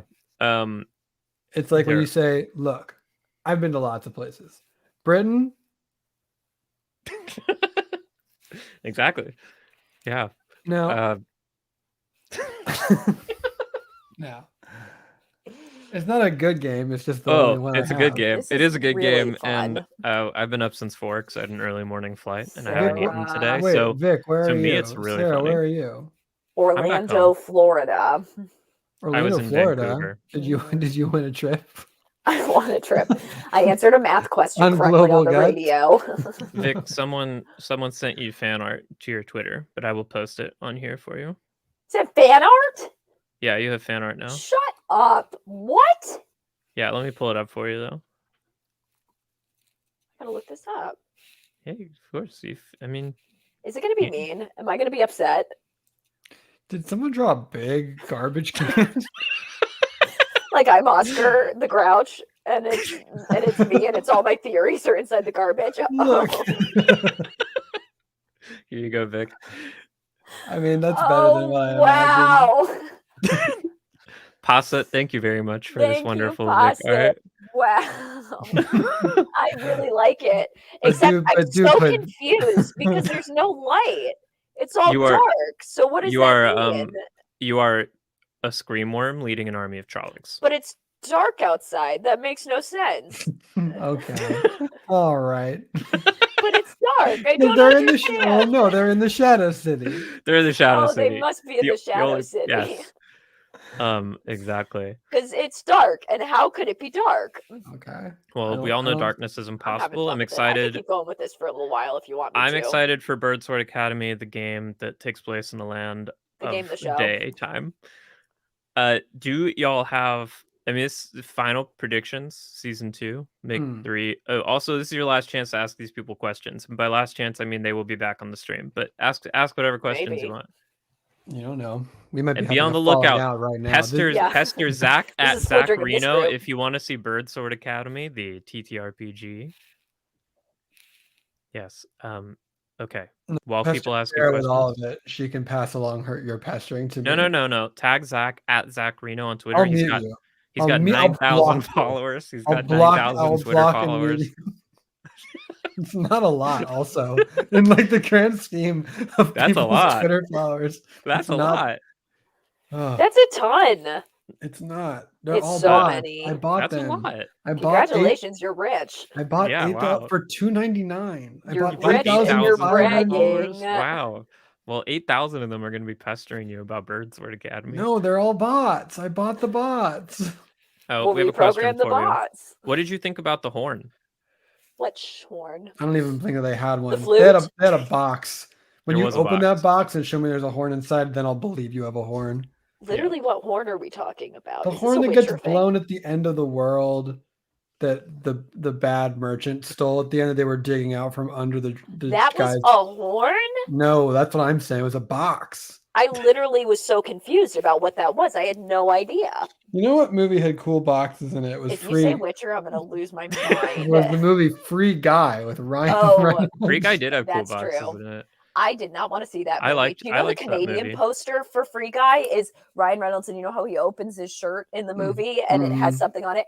In the Canadian poster, it's a Canadian flag. This is the thing they do all the time for Canadian posters for stuff is they'll inexplicably put a maple leaf on They're like, stuff. this movie is about Canada in some way. They I was did that in with I the was in Matrix Canada for Reloaded Christmas. poster too. I hate checking my suitcase when I fly. I always carry on. Sure. But I had to check my bag because we were in Canada for Christmas, and my dear sweet girlfriend's mother gave us a giant bottle of maple syrup. And we're like, well, I can't carry this on because it's a liquid. So I had to check my suitcase. That was very sad. That is my complaint about Canada for the day. You had a very Canadian Christmas. Yes. Classic Canadian Christmas. Answer. Christmas. They had zero thoughts about the horn. Beautiful. I did know about the horn that is given to the dragon that gets blown, except I don't think they have one. They didn't show What? one. Are you That's gonna the read thing the for the books? horn? I might read the first book if it's not going to spoil anything. Like, I if that's not going to ruin anything. It won't spoil anything. I promised Sarah I wouldn't. Ever. Okay. But I will if I need to. I might read the first one just for fun, as long as There it's is not another gonna be a cool box problem. coming later. Well, that feels like a spoiler. Yeah, don't tell me any cool. Now every time I see a box, I'm gonna be like, I'm "Is gonna this a think, cool is that box?" the cool box? Yeah, true. But I forgot about the box until this moment, and then I remembered. I was just mad because the scream worms were a little bit lame. Try and welcome. Welcome, thank you. Beyond the new trying.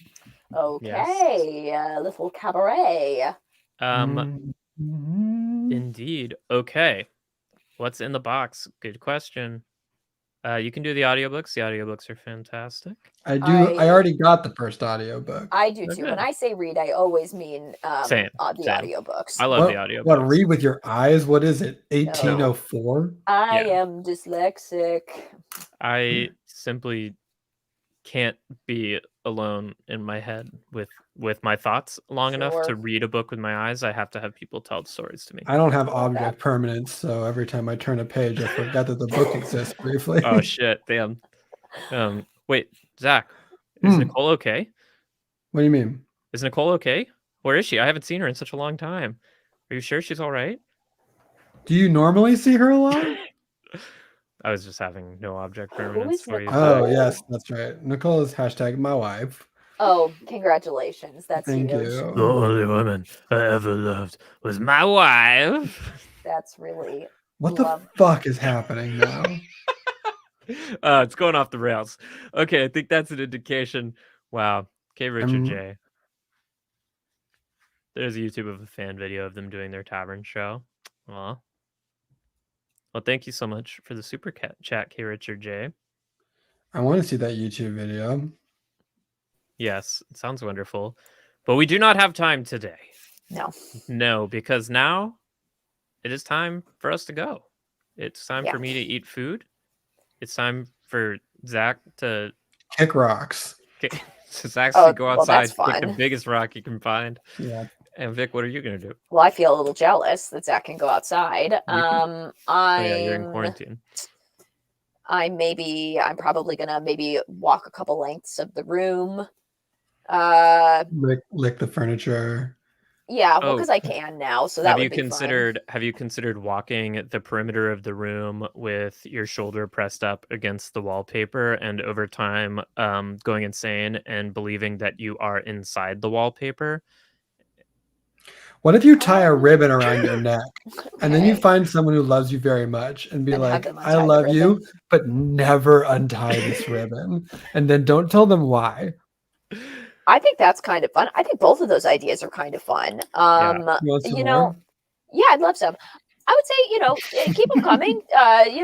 Tweet some ideas out there. Not at me, just in general. And maybe tweet these ideas at Vic. Tweet ideas for what Vic should do at Vic. At Vic.net. At Vic.net. Vic at Vic.net. At Vic.net. /prodigy. You can find Vic on Twitter at Vic MMIC, Vic Mick. And I like the idea that I bought Vic at Vic, like I bought the Vic, but then I got .net and I didn't spring for .com or even .org, honestly. You can find Zach on Twitter at Zach Reno, and also on the most recent episode of Game Changer on Dropout. You can find me on Twitter at Spear Maidens. You can find us in the future at Zach's Birdsword Academy stream whenever that happens. Tomorrow. We'll be sure to let you know. I'm hoping tomorrow. Great, it's agreed. Tomorrow, Birdsword Academy. Ready to go. I mean, but yeah, sure. 8 a.m., which means Zach will be there at 12.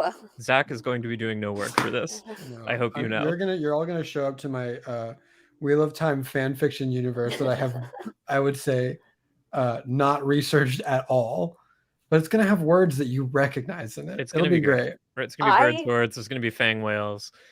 It's gonna be fantastic. I love that. Yeah. I'm gonna be asking a lot of questions as we go and making you fill in this world for me. I am happy to fill the world in, but I will also lie to you as often as I tell the truth. That's also great. It probably is gonna have to with all three of you though. Yeah, at least because it's real hard to do it with just 3 people. Well, I'm excited about to see all the wondrous classes we can be in this birdsword game. Just bird. There's only one. Yeah, birdsword warrior. That's what I figured. Okay. So I'm sorry. This RPG is literally just going to be us going to school. Well, it starts at the school. Birdsword Academy. Jeez. Great. Okay. Yeah. No. Okay. Good. What do you want it to be? That's what it'll be. It'll be anything I want it to be. Have you played D&D before, Vic? Think real hard about the next sentence that leaves your mouth. Yes. So here's what's going to happen is we're going to start. Here's how it opens. Cold open. We start in Birdsword Academy. I immediately leave and I refuse to come back. Great. Okay. I jump off a cliff and I am dead. Oh, you don't want to play. Just say what you mean. Say what you mean. If you don't want to play, I'm not interested. I do want to play. I thought the Wheel of Time stream was over and that I would get to be done. I come back as a ghost. Okay. All right, you're the ghost at Birdsword Academy. You're the nearly headless Vic. I'm the nearly headless Vic, exactly. Okay. I haunt the academy. Great. I sort of pester the teachers and I do little jokes with the students and they find out I'm not so bad after all. Okay. I like it. I love it. Can you hold a sword? Me? Yeah. I can only hold what I died with. Wow. Or did you die with a sword? When you were falling off the cliff. No spoilers. I don't want to know what it is yet. Well, I'll just give you a hint. Okay. Here's hint 1. A small velvet bag of marbles. Great. That's not a hint in the traditional sense. but okay. It's a hint in the sense that in this world we've already established that you could be lying about anything at any time. That's a good point. That's true. Much like our world. And isn't that the best fantasy? That's true. I love that. All right. Well, I'm excited. Are we playing tomorrow? I'll text y'all off stream. Probably. But here's the thing. When are we going to talk about The Witcher? Tomorrow. Zach. If we got time. I have so much. I want to stream. My plan is to keep streaming twice a week. You have to, because if you don't, that's how channels die. That's like a rock that you've decided to push up a boulder. So I'm going to keep streaming twice a week. That's a rock. I don't know. To push up a boulder. I have no idea. Yeah, that's not what I meant to say. Say what I like that though. That's kind of fun because that would be difficult to do. I done turned myself Sisyphus, is what you're saying. There it is. Yes. I don't know what it's going to be about, but you know what? One of those weeks will be. I will watch. I've not seen The Witcher. I will watch it, and I will talk to you about it. I'll watch The Witcher and complain about how much I hate it. Great. Be prepared to be dead wrong. There will be a Witcher special. Like Vic, knowing what I know about you, which is admittedly very little, but like seeing how you've reacted to this show, sure, I think The Witcher might actually be your shit. I think you'll like The Witcher. I'll take that bet. Now, if we want to watch something that we all think is bad, we can do a watch along of the Shannara Chronicles. I'm also down for that. I'm so happy. Absolutely. That is some trash. That does look bad. That I like. Vic, I have a question for you. Yes. How do you feel about the name Jennifer?